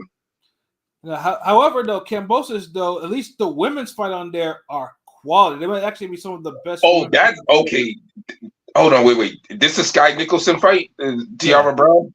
Yeah. Sky Nicholson, Tiara Brown is the co-main. And I'm not gonna lie, that's this week. Yeah, Yeah, yeah. Nigga, yo. What time is that? What's Early the or odds that on that motherfucker? Oh, yeah, Sky's the favorite, but I do want to say real quick. I think Sky might win that, but it's Nah, the most. fuck that. No, Dog, Tiara Brown wanna beat her ass. This is the most intriguing women fight for me in a long time. It feels like this fight is kind of one that's been in the making. You know what I mean? Fuck, let me ask you this, Pat, real quick, man. And I'm sorry, we gonna get right back to that pilot. I'm sorry. Did you get to see Shannon Courtney fight? I saw highlights of it. She won, sure, but I don't think she looked impressive. I saw. Oh, okay, cool. All right, carry on. Yeah, but yeah, this guy. I mean, obviously, because if you know history between Tiara Brown, like Tiara Brown, she's a friend of Ring Gang. Like we followed her from like almost the beginning of her pro career. You know what I'm saying? So, and she's always campaigned for a title shot. Like people were ducking her because Tiara can punch. She has power. She has legit power. And boxing skills. And not to say that Sky Nicholson is a slouch with the skill. She has them too, but she only has one stoppage. So it's like, and she's not somebody who believes in her offense like that either. Sky got L, right? Did Sky have an L? I forgot. Did she lose a fight? Sky? No, she's undefeated still. Sky undefeated. Tiara, she gonna lose Saturday. Yeah. So basically, the odds are Tiara is a plus 470 underdog. Sky is a minus 800 favorite. Wait, what? What was that, Tiara? Yeah, Sky's super favorite. Sky's a pretty comfortable favorite in this fight. Nigga, bro.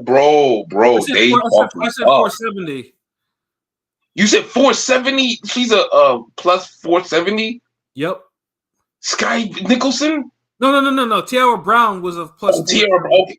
That's still, oh man, wow. Okay, yeah, they playing. They don't know who they got. Yeah, and then the method of victory we have Sky points decision minus 550, Sky stopping her plus 1600, draw 1500, which that's crazy that there are high odds for the Nicholson KO than the draw. Tiara Brown plus 1,000 for the decision, so that might be one, and Tiara for the KO plus 800. So there's value in Tiara winning a decision. Yeah. I might have to, because this is the thing, man. Like, I felt like Price was supposed to knock out fucking Jonas, and she didn't. And I bet on that. Mm-hmm. I think I might have to see if I could throw some on this one, because this shit is those odds are too good. And Tiara Brown is like stylistically a bad fight for Sky. She is like this, and this thing is the mentality behind it. Like it's just like a Tarver Roy Jones situation. Well, Sky's gonna have to knock her out. I think I am gonna honestly lean with Sky by a decision.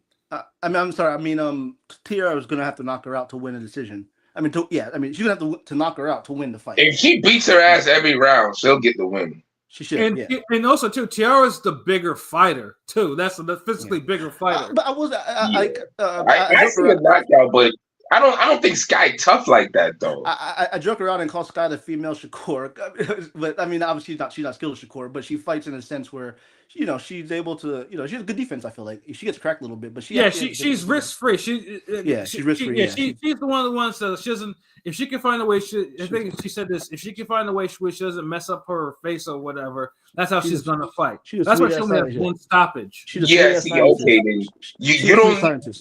With that mentality, you're not beating Tiara Brown with that mentality. She I think Lukey said this, but she fights like a poor man's Andre more than Shakur Stevenson. Mm-hmm.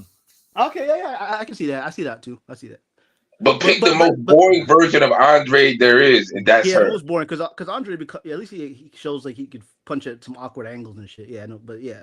And he move his hands more. Sky pot shots and she does enough to win. She never throws combos together. Yeah, it's very. You lucky you get a 1-2 out of her. Mm-hmm. Yeah. So that type of. Honestly, like she might just get beat down and just run off.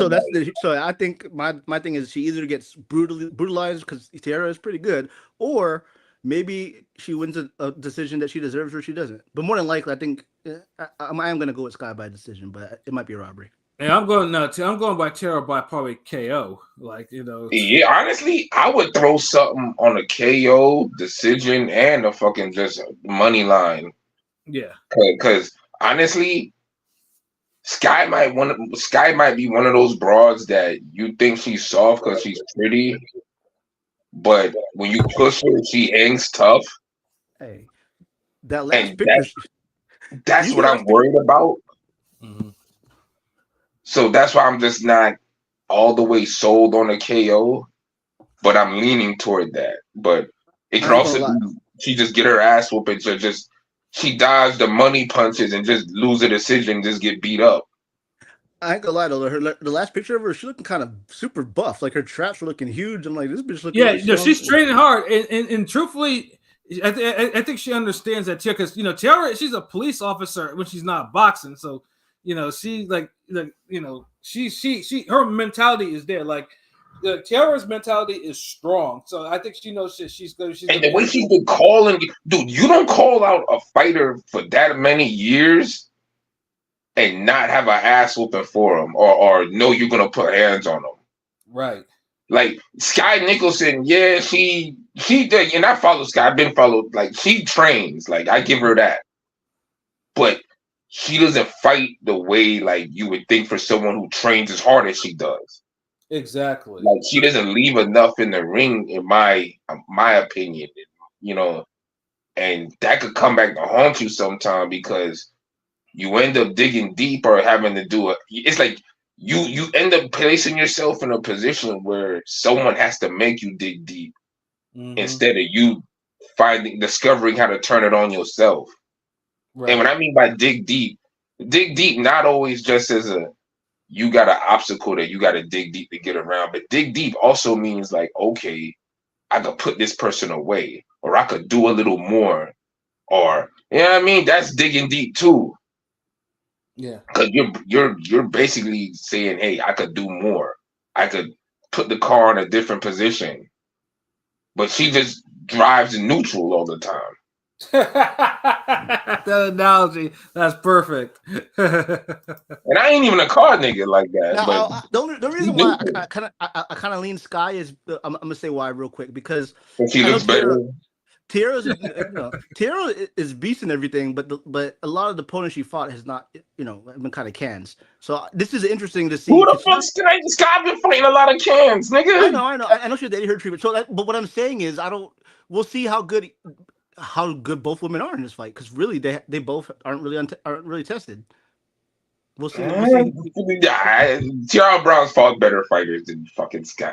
Shit, Fundora fighting better for fights, both of them. Yeah. Well, Gabby would probably. Gabby's a beast, even though she's a lower weight. But yeah, I know what you mean. Yeah. So I mean, if Gabby was in a bigger weight division or a little like at 140 or whatever, like she'd be a star.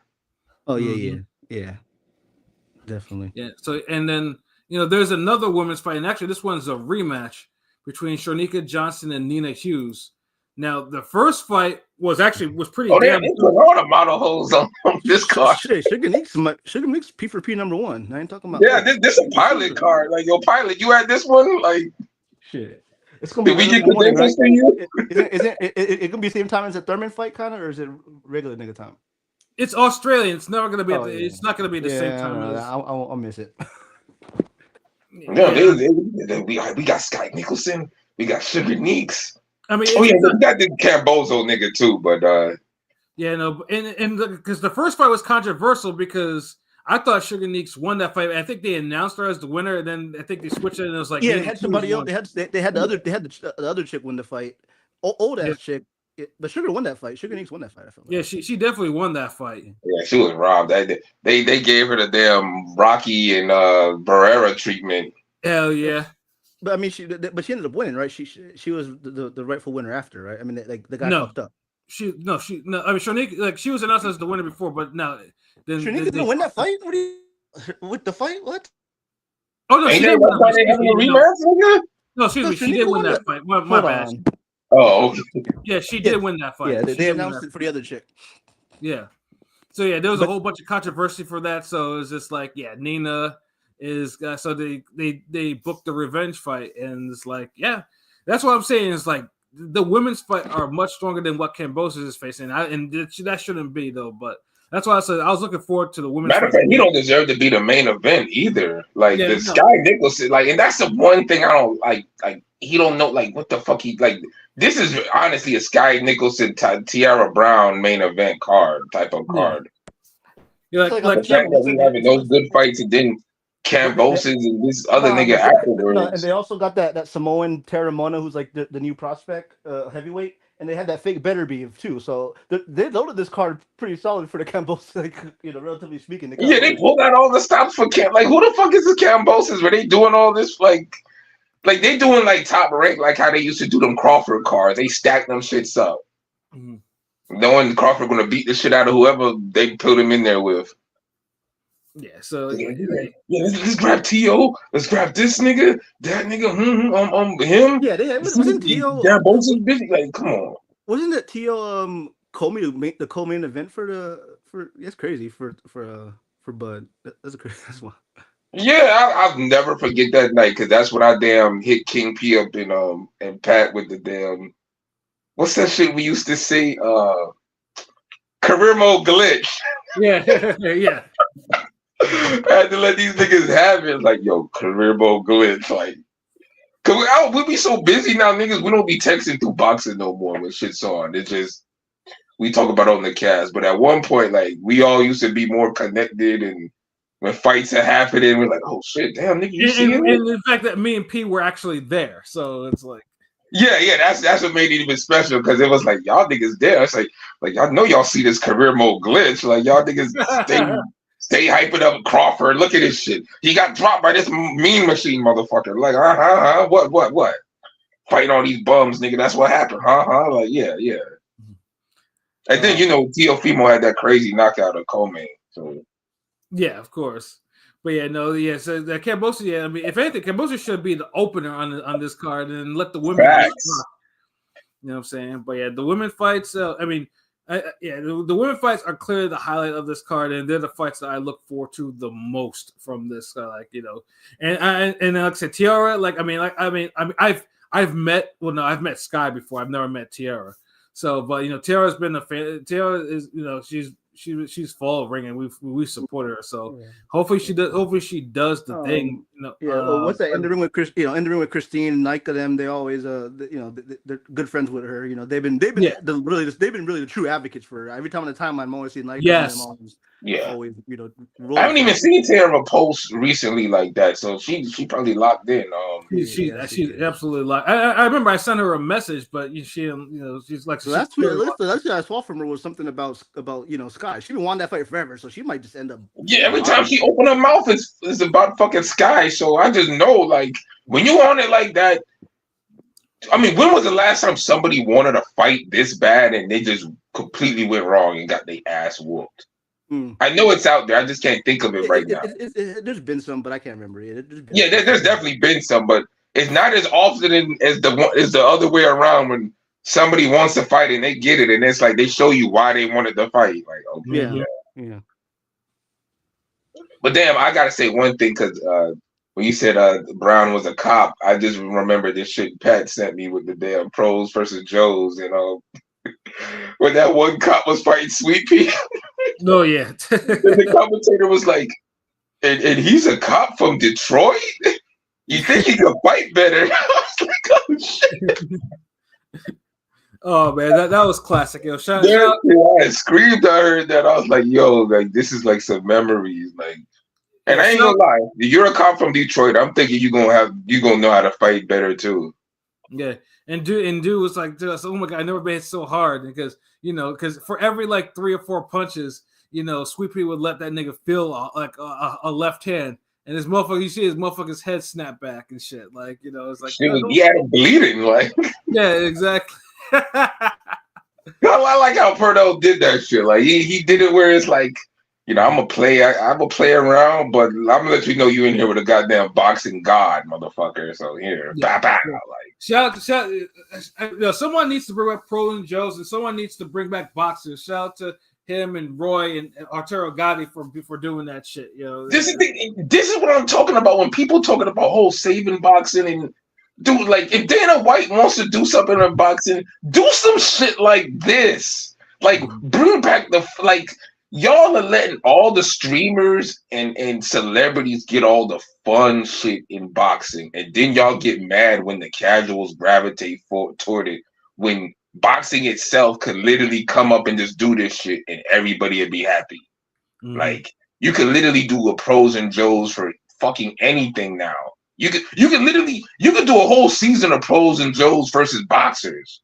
Literally. You know what's crazy with boxing? I was watching a clip today of DD, the streamer DDG was talking shit about that Myron Gaines piece of shit guy. And then he's like, man, come on, you don't even spar, talking like, because he did some celebrity boxing. So it's just like, yes, it's just kind of funny to think about. Like, boxing is Dude, boxing is just that one. No one's gonna say, well, I bet I could dunk a basketball better than you. I bet it. Nigga, no, like nigga, man, let's box. Fuck that. I know baseball was called America's pastime, but it's boxing, man. I'm sorry, boxing got. It really is boxing. Yeah, it really is.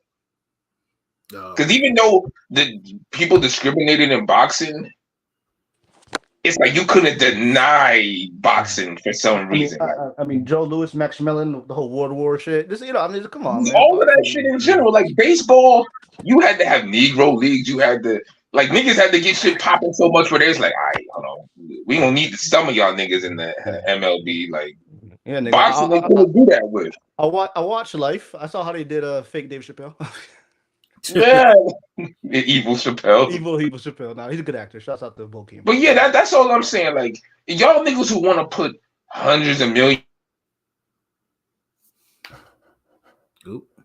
Boxers who don't have brain bleeds or mental problems and shit that you could throw the check at and be like, look, man, we about to do this show. We about to film 10 episodes. Even the shit that Ak and Barack did with the fans and the tweets and they had Zab run up on that nigga.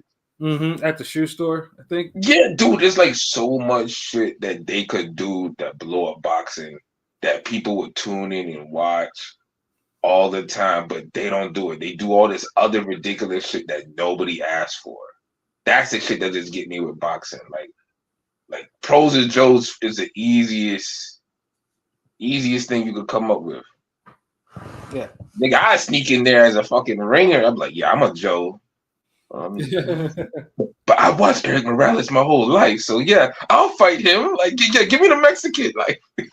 Exactly. I'll literally be a ringer. I'll be like, yo, I'm gonna deactivate all social media. You gonna think I'm some nerd? I'm gonna run up there with purple gloves or some shit. And then they'll be like, okay, he started. Well, hold on, this guy, like, he's either trained or he's watched a lot of boxing. But yeah, my bad. I don't mean to digress, but that's something that could be easily done, and y'all just fucking around. Word though, and but like I said, at least I don't know what time the Australian card is. It's on a Saturday, sure, but I'm not sure if it's going to be early in the morning or they're actually going to do it at the same time as the next card that we're going to talk about, which is I think probably the bigger of the cards this on Saturday. It's the return of one Sebastian Fundora, coming back from his brutal, bloody title-winning victory over Tim Tszyu after, 13 months? It's going to be 13 months at least. Now, over because it was April, right? Was it? I thought it was March. Was it? Was the last time Fundora? Could have been March. My bad. It was March. I'm pretty sure. Yeah. Yeah, but either way, maybe like the end of March, right? Yeah, and then of course, like, because if you heard our when we recapped it, like, I mean, basically the damage was two-way. Like, I mean, obviously Tszyu, we all know that he was bloodied, and that might actually be an understatement. Real quick, I'll say March 30th. It was March 30th. Yeah. Oh, okay, yes. I know it was so late. It almost felt like April. Yeah. But yeah, it's like, I mean, actually saying Tszyu was just bloody might be an understatement. But Fundora, even as he discovered that he could use his reach and his jab, still got touched by Tszyu a lot.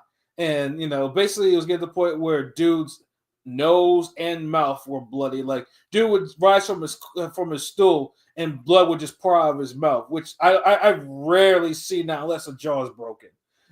So it's like, like, it's like swallowing blood and shit. Yeah, like Fundora really. I mean, Fundora really got a beating in that fight, even though he won. He was gonna get stopped because Zoo was gonna, but he didn't. So, but and honestly, I don't care what nobody says. Zoo, for the amount of punishment Fundora took, and as hard as Zoo tried, if Zoo was who we thought he was, he would have stopped Fundora. See, I mean, I give him a pass because the blood that basically he was dealing with was, I mean, that was more that was he couldn't see, like, and I get that, but why?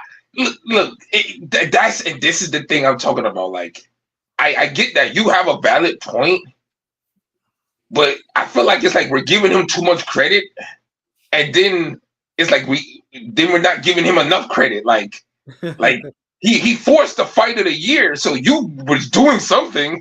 Mm-hmm. So you can force a fight of the year, but you can't stop him. I mean, you obviously hitting this motherfucker, like. Yeah, I mean, he was doing, and like I said, though, Fundora, though, like I said, I mean, balls to stay in there and just to keep a jab in his face, and even as he was absorbing like the punishment that he was absorbing, like and Zook just couldn't find any way around the jab. He couldn't do anything with it because he gets by the jab. And that's why he lost. He lost more because he couldn't get past the jab than the cut. Yeah. So it's an unfortunate situation, but like I said, it was a hard win. It was a fight of the year, but Fundora has not fought since. So, he's been training though. Yeah, he's been training. But it's like one of those things is like Fundora has been in a lot of hard fights. Like, that fight, he got knocked out by Mendoza prior to that. I mean, the way he fights he's a fun guy like Ammo, but the way he fights is always fun, but he gets, takes a lot of punishment for sure.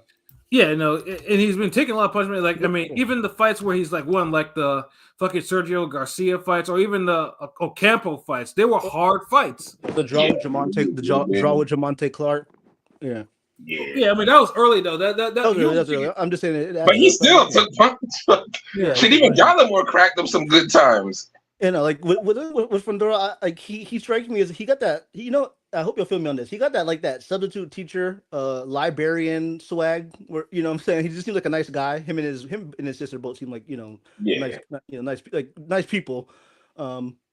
But when they get in the ring, fights meaner, but Fundora still fights mean because he be ripping them. That's what I'm saying. But when they get in the ring, they're not nice. You know what I'm saying? They're both. I mean, he stopped Lubin, and even though it's his first knockout, I mean, he disfigured Lubin's face, and even then, that was a hard fight. Like, it's just Lubin dropped him. Lubin did drop him. Yeah, there was no question he did. It was a fucking fight of the year in a year that he had a bunch of fight of the years. Yeah.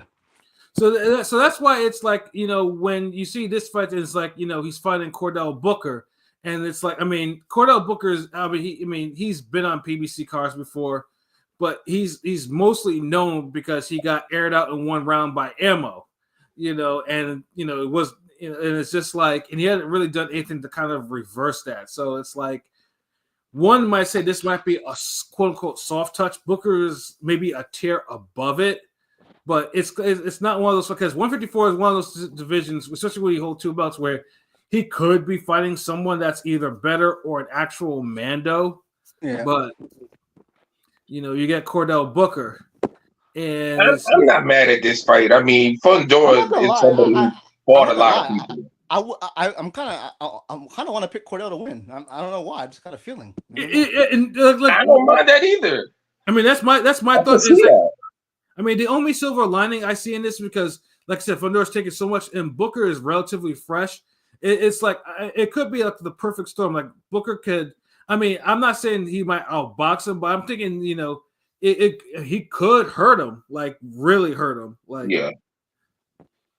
And that's the only silver lining. You got to hit Fundora hard to hurt him though, like And it's best if you could get him from the outside. You time him because those mid range shots, he kind of eats those because he's used to taking those because he's gonna get his shots off too. Mm-hmm. But them distance bombs is like he can't see them and he can't process them shit. So yeah. So I can see that though. Like I feel like there's gonna be some upsets this weekend. Because yeah, definitely. I mean, there's also a Pro Box card that's pretty lit too. That's good. We're not going to talk about that, but it's pretty stacked boxing in terms of it's not the names that people. Yeah, it ain't like the A side. It's not like the elite. But the Cordale Booker, I know I've seen him before. I've seen Cordale Booker. I was really hyped for the Ammo Cordale fight because it was 2 undefeated black middleweights. I was and I was shocked Ammo stopped him in 1 round. But Cordale has skills. He's not a can. I mean, Cordale too. He's also a Connecticut nigga like me too. So it's like that's why I'm just like. I mean, I might. I just saw him from Connecticut. He's from Connecticut. It's crazy. Yeah, so it's like I'm not. I mean, part of me because I'm looking at the odds for the fight right now. So Fundora right now is a minus 1350 favorite. Booker is a plus 730 underdog. Damn. For methods of victory, we have Fundora for decision plus 185, Fundora KO minus 165, draw plus 1900, Cordale Booker decision plus 1800, and Cordale Booker KO 950. The 950, that KO could happen. So it's like Booker has decent enough pop to do it. I mean, if you want to throw do an upset type of parlay between that and Taylor I might just stick with the money line on that one. See, the thing is, at first I was gonna say this guy got 23 wins, and by 11 by KO. But ever since Saras Munguia, I don't fucking know. The nigga had that nigga had 4 KOs. Type of fighter though. It just it just matters on that one shot. I mean, it really matters on Nah, because Ciroc throws hard. And also in the fight, I noticed he kept forcing him. He kind of kept letting Munguia get to the ropes, and that's where he ended it. So that that was his plan for that fight. Yeah. He was throwing hard. Because some niggas they don't have the KOs because they don't really throw hard. Then there's some niggas who they just fight a tough opponent, so they're used to throwing hard, but they don't really stop them. Yeah, like Terrell Gaucher, which we'll talk about shortly. Yeah, hold on, he's fighting this weekend? Yeah, nigga. Yeah, he absolutely sure is. Yeah. Oh, damn, it's a low key some decent fights. I feel like you gotta I wish they had all the good fights on one card because I feel like this is like a buffet where I gotta go and get wings here and then come get fries here and onion rings here and some give me all this shit on one card. Yeah, I ain't trying to see Kambosos, but I want to see the 2 women fights. I do want to mention real quick. Nobody can ever question Al Heyman's loyalty because the first card on BoxRec is showing Robert Guerrero being on this fucking card. So never question Al Heyman will take care of his guys. No, it's Robert Guerrero Jr., not the. Oh, is it Junior? What the? Yeah. That's even more. What the fuck? Yeah, Junior. Yeah, Robert Guerrero. I mean, Jr. You got Leo Santa Cruz naming his son after Al. After Al, yeah. Hey, I don't know. People hate on Al for a lot of bullshit reasons. I mean, I know that like anybody, any top dog, they do some stuff, but come on, it's because he's black. They hate that shit. They hate. Well, for the most part, you see the racism because a lot of the shit that Turkey does is even more egregious and just out come on, what? And it's people don't say nothing. No, they fucking dick riot. The comments for Turkey's they're just so much glaze. It's fucking donut factory. They're glazing everything this motherfucker do, and it's okay. Everything they do. Yeah. I didn't see when he had went on live the other day. I think in the Spaces, and he was talking about doing boxing mangas and all types. I'm like, bro, y'all niggas is literally doing shit no one asked y'all for. Yeah. Y'all doing the shit that I feel like Ring Gang already does. We have boxing animations and songs and all. Nigga, give me a bag. Get the fuck. Give Ring Gang the bag. Get us the damn shit so we can do this shit on a Netflix or something. Because y'all niggas ain't doing it right. Nigga, we had movie trailers. Who's watching our shit? Like, who's out there? Who's out there watching? Like, who's like, That's what stealing I'm saying. our Like, it literally sounds like these niggas found Ring Gang and they've been peeping us. And then they said, you know what? Let's do what they do, but call it differently and just put a whole bunch of money behind it because we rich.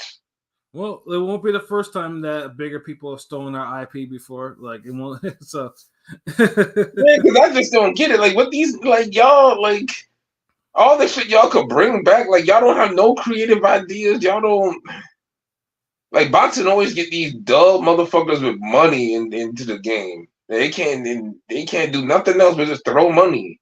Mm. Like, pros versus Jones is right there, nigga. Like, y'all got so much shit y'all could do. But yeah, who goes straight fighting? No, so basically, Terrell Gaucher. I mean, I'm down for Gaucher like on a lot of levels because he's an underachiever. But he's fighting Elijah Garcia, which is if fight. Oh fuck! Okay. Didn't you talk about this fight before? As a what? I mean, not as an actual, like you mentioned it, like not a preview, but like as a fantasy type of fight. Might no, have. like it. I swear it feels like we mentioned this fight before and we talked about it a little bit. No, I mean this. I mean, it wasn't rescheduled. This is the actual fight that it's like. I mean, obviously Garcia. Let's talk about Tyrone Davis, who's the one. Nah, I know because it just feel like you told me this fight happened, like was going to happen before, and we. Yeah, I might have told you that like this fight was going to be. This is a good little fight, then. Like Elijah Garcia supposed to do something more. I mean, I'm just hoping because Elijah Garcia is supposed to be the future of the middleweights, but the one thing I've always kind of harped on with him is his defense. His defense is bad, but but he has offensive power He has like his arsenal of punches is great, but dude, his defense is his defense zoo bad. It might be truthfully, to be honest, it is. I mean, it's not. I mean, he does. I'm always because for all his fights, I'm like, damn, you could actually block a punch, parry a punch, roll with a punch, duck a punch, and when I say it about a fighter, that means his defense ain't that good. Now, hold on, because I didn't even hear your answer. Like it cut off or something. Is his defense zoo bad? It's close. I mean, the only difference is. I agree. It is close. It's not as bad, but it's getting there. Yeah. It's because the only difference is he just hasn't been KO'd yet, but he lost his 0 to Tyrone Davis, who outboxed him. So no, when I say like, is it bad? Like I'm saying in the sense like, is he as hittable as Zoo is? Like with clean punches, and I think he like is. Not all the way there, but he's almost like And it's one thing to get hit by jabs, but it's another thing where you're getting hit clean by niggas' best shots, like left hooks and uppercuts and right hands, and it's like, oh damn, nigga. Now and now with someone like Gashaw, I don't think that's gonna be a play because Gashaw, although he punches hard, he's not a combination puncher. That's he doesn't punch a lot either, which is what kills me because Terrell Gashaw could have been something more than he is if he learned how to throw his fucking hands. Like he gave Zoo a hard fight and in turn to Zoo nearly KO'd him. So it's like, he rocked Lubin late, and he gave Trout hell. I mean, not Zoo early. The thing is, Fundora, to me, Fundora don't have that pop. I know he always do more. Damn. That's why I kind of figured Spence if that fight ever happened last year. But yeah, so y'all picking Elijah Garcia then? I mean, yeah, just off because Gashaw does. I cannot see Gashaw throwing combination. If Gashaw threw combination as Garcia, then I would think something upset could be brewing. But Garcia is going to outwork him. Now, who's Garcia fighting? My bad, I stepped away. Who's Garcia fighting? Terrell Gashaw. Who do you look? Wait, didn't he lost to Tyrone? Okay. Oh, damn. Okay, that's interesting. Well, he has a new trainer. I think he got Bob Santos as a trainer now. So I'm hoping he's back on track because he blew weight. That was crazy to me. Yeah, he did blow away. I remember that. Yeah, no, he was like, I remember watching a little interview, and he was like, his mom and his sister were cooking for him. He had the family, coming throughout the family type of thing. I'm like, how are you missing weight at 21 years old, at 8 pounds over? Like, what the fuck? Yeah, and you're like number one. They were lining you up to get a belt, fight Lara or Adamas, and you fucked that up. Yeah, I know we talked about it because we was literally saying that. Like, we was talking about like, yo, these niggas is trying to give Elijah Garcia the bag. Like, and then you know what it is, yo, Pat. I remember now. I think we was talking about Jose Ramos and all of them, and then how he lost. Oh, Jesus Ramos. Yes, my bad. Jesus Ramos lost, and then it's like you could tell like Elijah Garcia was supposed to be the next guy, and then he lost, and it's like, God damn. They were trying to find a little Mexican American that was a 154, 160, but both, both of them fucking lost. Both of them fucking lost. Yeah, and then, with Kishore, for all of his shortcomings, he's hard to KO. So he's only been down. Laura's the only one to really decisively, truly beat Kishore like that, like really beat him. Zoo dropped. No, Zoo, he didn't even know he dropped Zoo, but Zoo. No, he dropped Zoo though. But Laura was the one that actually schooled him. Laura, the one who, even though I felt like Goucher was competitive with Laura, he won some rounds. He hurt him twice in the middle. Laura still handled Goucher, like he still outboxed him cleanly, where it was no doubt. Like it wasn't like a struggle. Like where everybody else seems to struggle with him, and dude don't be punching like that. Yeah, he punches hard, but he don't be punching like that. It's just like he's a difficult guy to he's a difficult guy to prepare for a fight, and you have to be careful. You can't just get hit by him like that because he doesn't open up. His defense is solid. He has a chin, so if you do hit him, he knows how to cover up well. He keeps his hands to his face, so he's basically like a B- in everything, which gives him a B overall. Like he's he's not. Yeah, he's a B+ player. So basically, if Elijah Garcia stops him, it would mean something because he would be doing something that Zoo and the Adamas and Lubin and Laura couldn't do, and Trout. And it would mean something if Goucher stops him because it's like wow, and the thing is, it's a winnable fight for both guys. Yeah, because Garcia is hittable enough when he's active. Yeah, so will we have chances to damn clock him? Can he do it? Find out on the next Ring Gang Fighter Z. And then the last fight on the main card will be one Jesus Ramos, who we just mentioned. And originally he's getting a new opponent. He's facing Guido Emmanuel Schramm, who is known for last year for getting brutally knocked up by Vladimir Hernandez on Pro Box. Oh yeah, dude! I think ironically, Vlad Hernandez is on the Pro Box this Saturday too. It's kind of interesting. Yeah, that was a crazy knockout. That man was in. Oh wow, 7 degrees of separation ass podcast. Yeah, exactly. So originally Ramos was fighting Kevin Salgado, who's only known for losing to Joey Spencer, and I hated that fight off rip because it's like this is a waste of time. Even if Jesus Ramos was brought back out a short amount of time. I don't want him to fight no one that lost to Joey Spencer. Once I saw this, I was like, they want Ramos. They want Ramos. They're trying to rebuild Ramos, which it's cool. They're trying to. Yeah, there is though. And so Schramm, although he got killed by Vladimir Hernandez, he was giving Vladimir Hernandez like a run for his money at least. It was. So it's a slight upgrade too, but yeah, it's just like it is what it is, and I guess you have to take the fight for what it is. So. That's basically your main card, and I didn't list all the prelim fights for it, but at least for this one, it's free. It's one of the PBC on Prime free cards. It's the second PBC on Prime card, so I think it starts at 8:00 too. So yeah, PBC be having the perfect time for fight. They know, like, look, man, when 11:00 comes, we need to start getting to that main event. Especially the free joint. The free joint's in early. Definitely, yeah. The main event will probably happen by like 10:30 or something like that.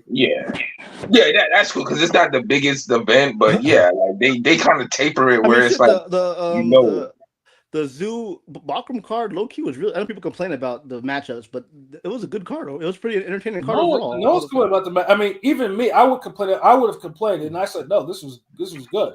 Yeah, no, I mean, niggas complain about Roach Tank, and we got a great fight. I mean, well, there's a circumstance for that because it was not. Reason, I know, but I'm just saying, like, sometimes just watch it. Yeah, I wouldn't call it a great fight. It was a good fight. It was. I mean, it was great for. I think it was great for boxing in a sense, and even maybe for Tank. It was. But this is the thing. When you start talking about fights are great, you gotta have to throw 800 punches or some shit in a fight. What I'm saying is, it's okay. Multiple knockdowns.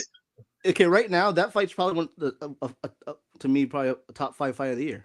Right now, early on. What the fuck scale are you on, nigga? I think it's one of the better fights this year. It's only March, nigga. What the fuck?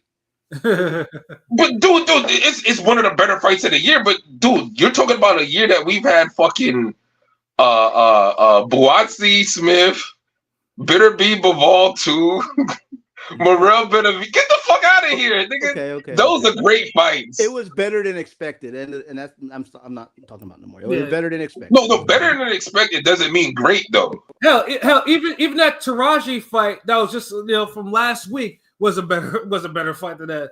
That shit was a war like that. Yeah, like Tank. Look, Tank and Roach, good fight, but out of 1 through 10 on the entertainment scale, that fight's probably a good 7.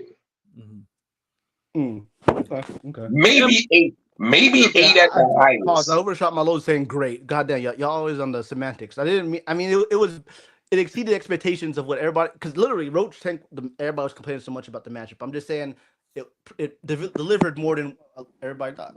Yeah, it did. It was a good fight, bro. Like, ain't nothing wrong with that. Like, I'm just saying, when you say like good fight, it was like, if you're saying great, it's great in the sense that it was unexpected.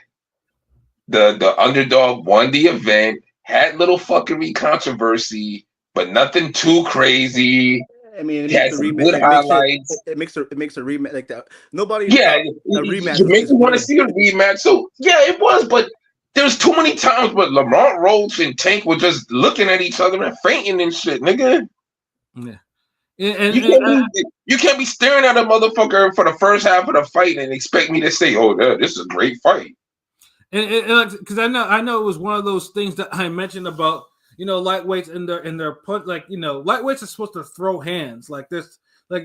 Thank you. They're not supposed to be pedestrian, like at punch stats. Like that was the thing. That was one thing I was like, yeah, for 2 in shape fighters, like I need to see some hands thrown, like else it's just like it just feels weird that lightweights have such low work rates. Corrales Freitas, great fight. Fucking Nate Campbell, Casimir York, great fight compared to goddamn Tank Roach, nigga. Like, Tank Roach was a good fight, solid fight. Yeah, it was a solid fight, and it got the attention though. But it's just like it's a tier below the actual great fights that kind of happened this year that were more equally balanced. Yeah, like I can't call that a great fight when we got Buatsi Smith, nigga. Yeah, that's the thing. Because I mean, Morel, like, come on, man. Yeah, so, but I mean, like I said, it's just one of those fights. Now, maybe if Roach and Tank, maybe they'll understand it and they'll throw some hands and be like, okay, yeah, so now it's a good. Now it should be. So now we got a great. Because this is the thing what people got to understand with boxing, and that's why me and Pat always trying to tell niggas to watch older fights than watch other boxers, because you motherfuckers want to counter punch and stick to a strategy and think that not being offensive is helping you. Mm-hmm. No, it's not. Because when you finally start get going, the rounds where you weren't going, you lost. Mm-hmm. And a lot of you counter punchers don't know how to bait and lead in fights. Like, you gotta, you gotta make the motherfucker throw at you so you can counter him. But if he's up here just waiting for you to throw, what the fuck you gonna do? Right, you gotta lead. And that's what Tank and what's was doing. That's what was frustrating Tank, because Tank was having to lead.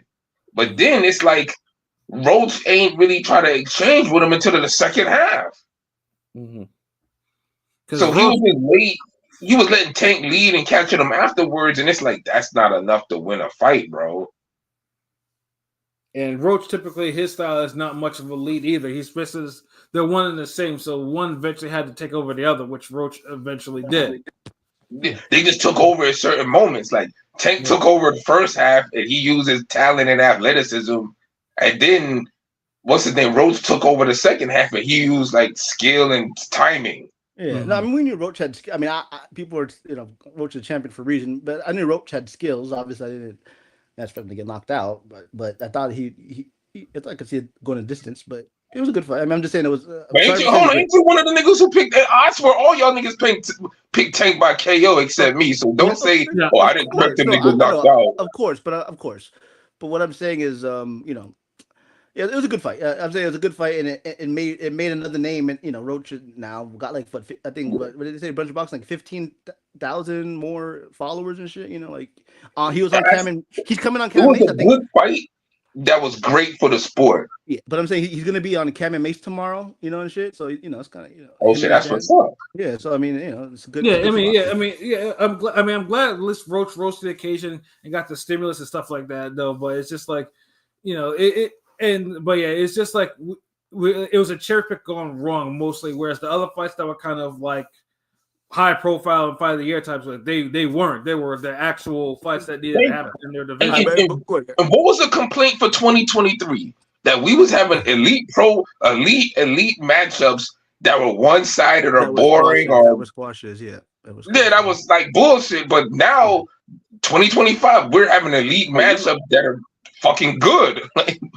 Let me ask real quick, Pat. Did you mention the cherry pick gone wrong? What's the worst cherry? Haney picking Ryan Garcia or the Roach Tank? What's the worst cherry to you? Roach Tank, because Haney Ryan was supposed to happen. That was a big fight. That was a big fight. Yeah. And both fights have amateur backgrounds, but Ryan Garcia was looked at more of a threat than same Roach. Area. They're both in the same. Grew up together. Basically, they both grew up together. Literally, yeah. Yeah, but the thing is though, whereas Tank had avoided the smoke in 135, people who they wanted him to face, and then he dug deep into 130 again. That was the problem. Like that was the whole reason why. Like I would say, practically speaking, Roach, but the way the memory and how now Haney's looked at, his reputation is cooked bad, man. So but going in, Ryan Garcia was always more dangerous. But Ryan Garcia had the whole crazy thing. We knew it was supposed to be a cherry. It was supposed to be a Haney's big moment, right? Nah. I don't think it was. Come on, it was a circus cherry. It was a cherry that niggas were supposed to avoid and just be like, you know what? I'll take this when I'm ready, or I'm trying to commit to this circus fuckery. Because there was other fights Haney could have took, and Ryan was supposed to fight Broly back then, and that fell through. That's a fight niggas really want to see. This shit was goddamn. But even then, Ryan still was looked at more dangerous. You seen how he did? What's his name? Duarte. Yeah. Rhodes coming into the Tank fight didn't have nothing like that. Yeah, I mean, pretty much. What was mentioned was he lost to Jamel Herring. Clearly, that's what happened. Yeah, that was early on in his career. But it was like it's coming from these true boxing fans are always pointing to that loss. I'm like, niggas, there's been great fighters that have lost to worse fighters than Jamel Herring. They point to that loss because they weren't up on his momentum as much as they were on the loss. You got fake fans out here. Yeah. You knew he was on Pro Box getting it in, but the thing is, they weren't names, and Pro Box has quality matchups, so he fought quality dudes, but they weren't names. I had the Inoue stands in my chat saying, "Look at a Tank against a Pro Box fighter. Who's Inoue fighting? A Pro Box fighter. They're not just because they're on Pro Box doesn't mean they're less of a fighter. Stop saying that dumb shit. God damn it." Yeah, thank you. Like I'm sick of that shit. Like Pro Box be matching niggas up harder than some of these big time motherfuckers do. And again, bigger using it's like a farming system for all. It seems like PBC and Top Rank are using them for the guys that can't get dates. So yeah, they're like fucking And it works both ways because they're preparing them for like elite fights. Yeah, You they know, the already motherfuckers spawned who out. come from pro box be giving niggas they all. Yeah, they already spawned off 2 champions, and I think Lester Martinez is back this weekend. The 168, trained under Bomac, who's looks a guy that could be. He had some health issues with the postponements, but it's a pretty lit card. They got Vlad Hernandez on there too, so a lot of boxing, man. Yeah, A lot just of fucking like Roach was cool. Like I don't feel as strongly as Pat did, but I do understand his sentiments. Like it wasn't a sexy fight going in. It wasn't a fight that people asked for. Roach was on a win streak, and our pro box win streak or whatever. It wasn't against names. I can't compare it to Ryan Garcia having a good fight with Duarte and knocking him the fuck out when it looked like he was gonna get run over. Mm-hmm. That's more dangerous than what Roach was doing. So, there was always that threat of damn fucking Ryan Garcia cracking Devin Haney, but we thought that Devin Haney was just a better overall boxer. And then Ryan Garcia cheated too, but still, we talking about before the fight, before we knew all this shit. Yo, matter of fact, what did y'all vote on that damn the Twitter poll? Which one? Which The one? Ryan Garcia versus Ruslan Provodnikov. Oh yeah, let's do it before we get up out of here. Yeah. Let me see if I can find that motherfucker. I picked Ruslan for. I did too. Yeah, hold on, let me see. I gotta scroll because fuck, the search feature on Twitter don't be working on your profile.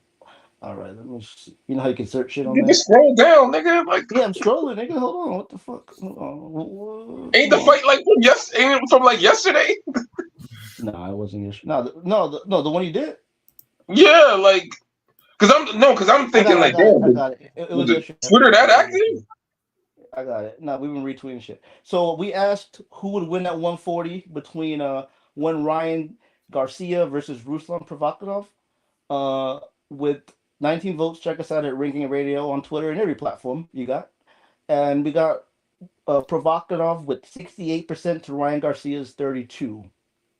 And I also picked Provodnikov as well. But I wanna preface that by saying I want to see how Ryan Garcia looks against, obviously I think KO rolled early, but how he looks against Haney clean, and then we'll go from there. But yeah, right now I picked Provodnikov to win that fight.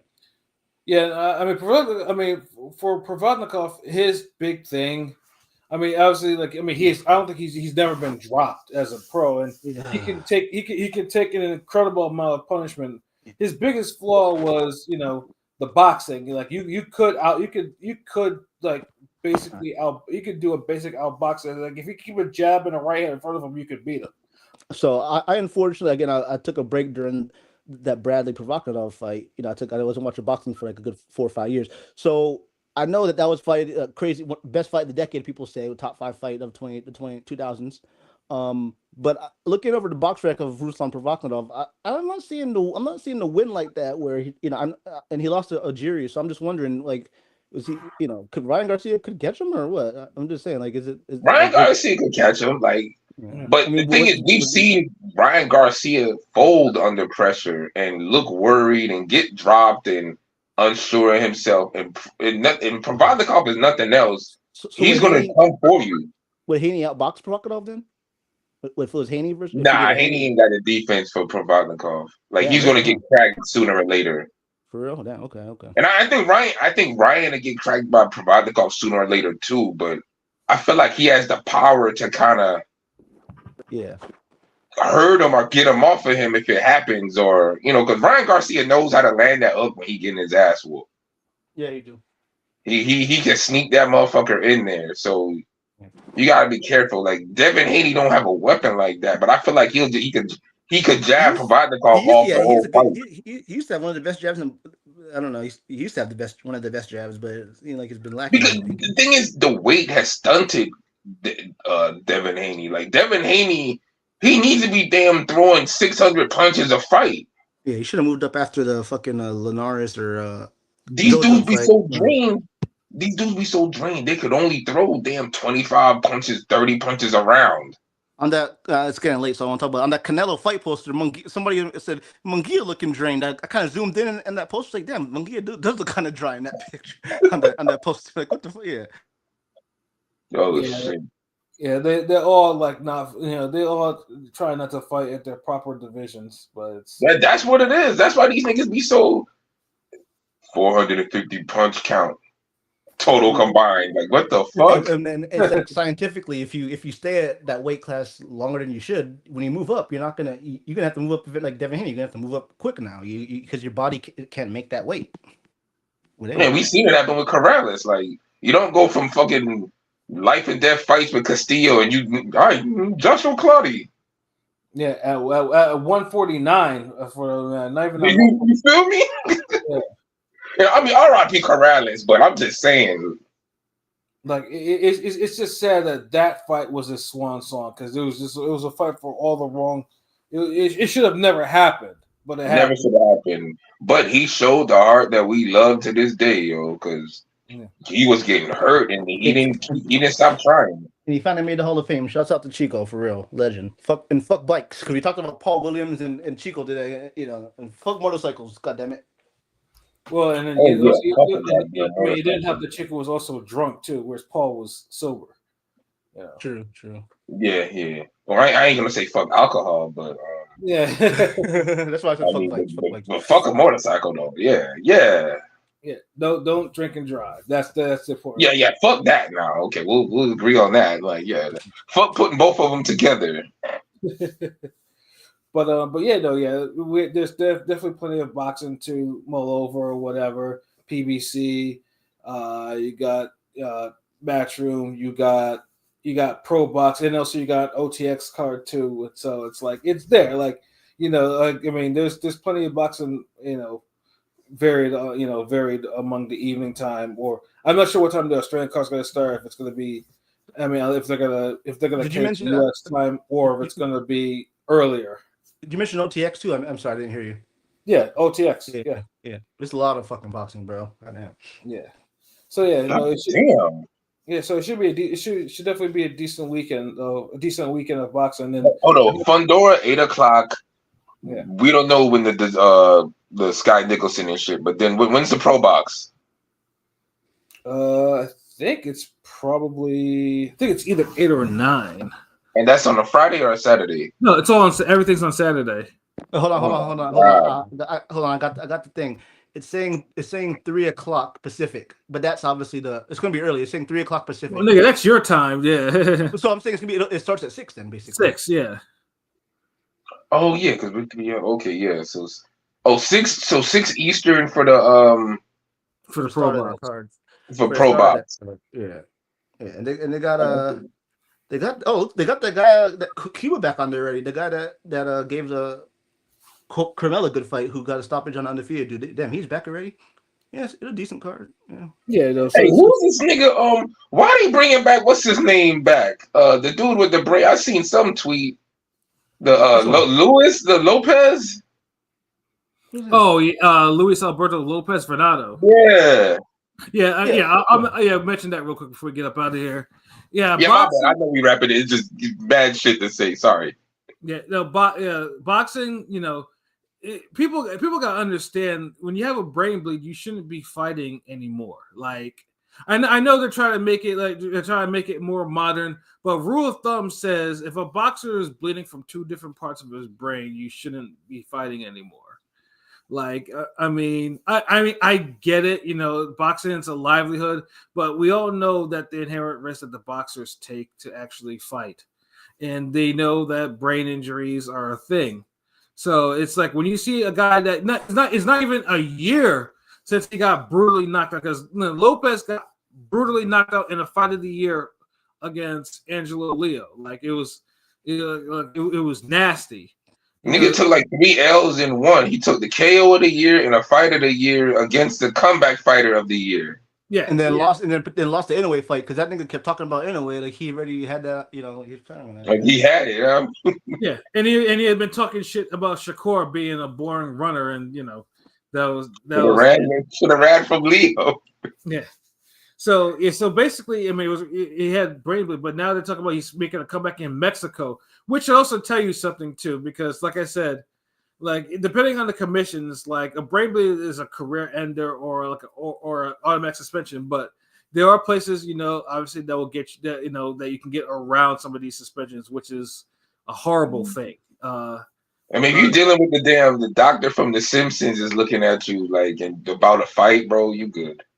Yeah, because I mean, I know, like Alexa. I mean, all you have to do is just kind of point. I mean, there are people you can point examples to.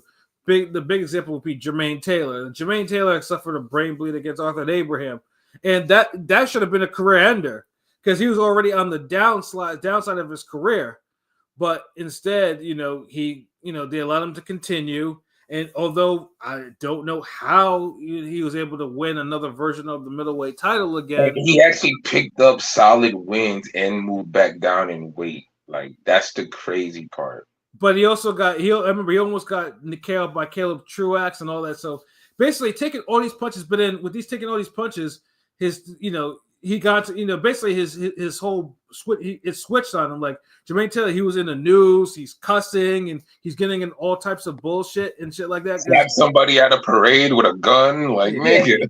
Yeah, Jermaine and Mildred Taylor, goddamn, them two Taylor niggas. And Jermaine Taylor, I'm a big Jermaine Taylor fan, like because I was boxing and training when he was having his run.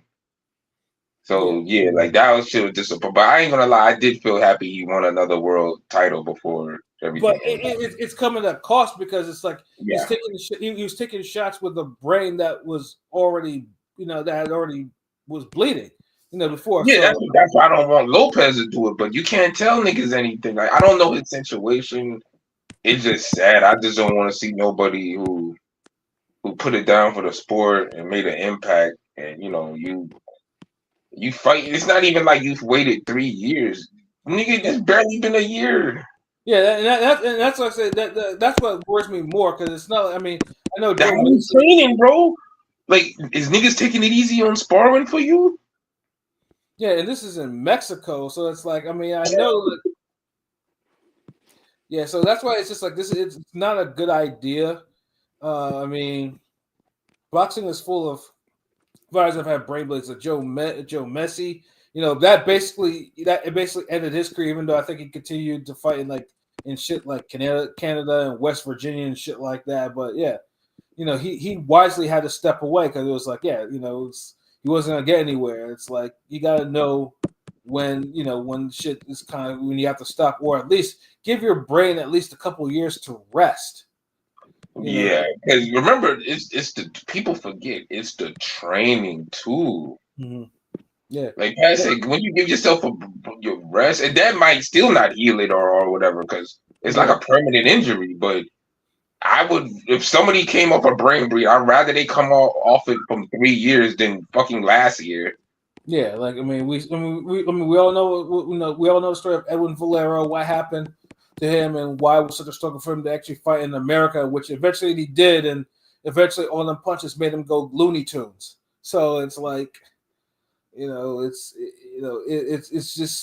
not a good thing to mess around with your brain like that, especially for a fighter who fights at 126. So you're already dehydrated. You're trying to cut weight on top of that. Yeah, because these dudes ain't fighting at they real, at they real division. Like, so the punches, that honestly, Pat, this kind of tells me that I don't think he ever left the ring. Like, I think he trained, sparred this whole time.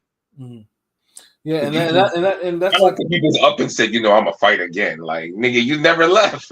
Yeah. So yeah, I mean, I just hope that someone's watching over him real quickly, just to make sure, and it's not like a situation where he goes in the ring in Mexico and he comes out different, because of it. Boxing guys watch over him because it's a perfect storm brewing for that one.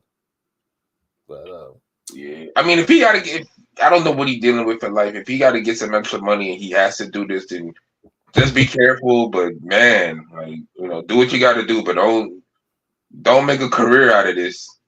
Yeah, exit strategy. Get whatever money you need and get up out of there. Yeah, Because that's the thing. Like, even if you fight in cans, you still take a chance. Because one can might just say, "Fuck that." You might run into them cans that goddamn be Campbell Hatton be struggling against. One of those niggas who's like, "Man, I ain't get the email. I'm supposed to lose, nigga. Fuck that." Yeah.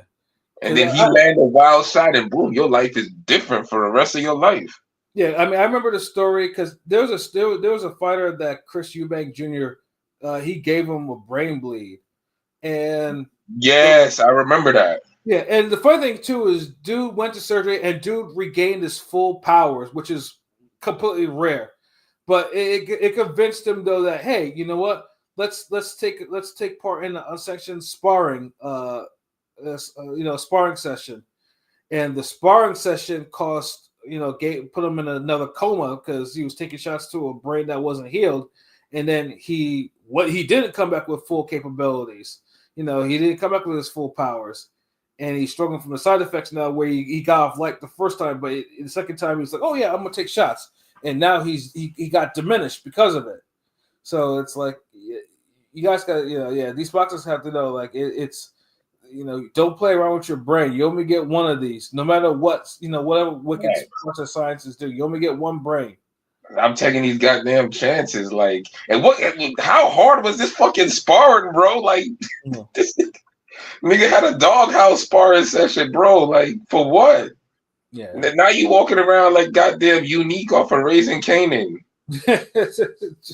and I shouldn't even be laughing, but that's just, I mean, I know, bro, but it's just like, I don't want to see a nigga like every time he step out the car, he look at somebody, he get a headache. He get a headache. No, bro, like, and it's funny because I was talking to my sister earlier. We was talking about the Raising Kanan, and I was like, man, this nigga get a headache every time he doing something. Like, it made me feel like no, it's the opposite. I was gonna say, the second episode was much better than the first, and Jukebox kills that role. Jukebox is she needs to get roles after. She's really good actress. She's getting thicker though. Like, she pregnant. Oh man, I don't know, maybe she's going through her weight, but yeah, I know what you mean. Yeah, because she looking like they like, I don't know. She's looking bigger in the outfits and shit. Like, the scene where she comes in the house and she sees Marvin. Yeah. Those two they're my favorite. They're my favorite though. I ain't gonna lie. Those two scenes. Yeah, like, they got good chemistry.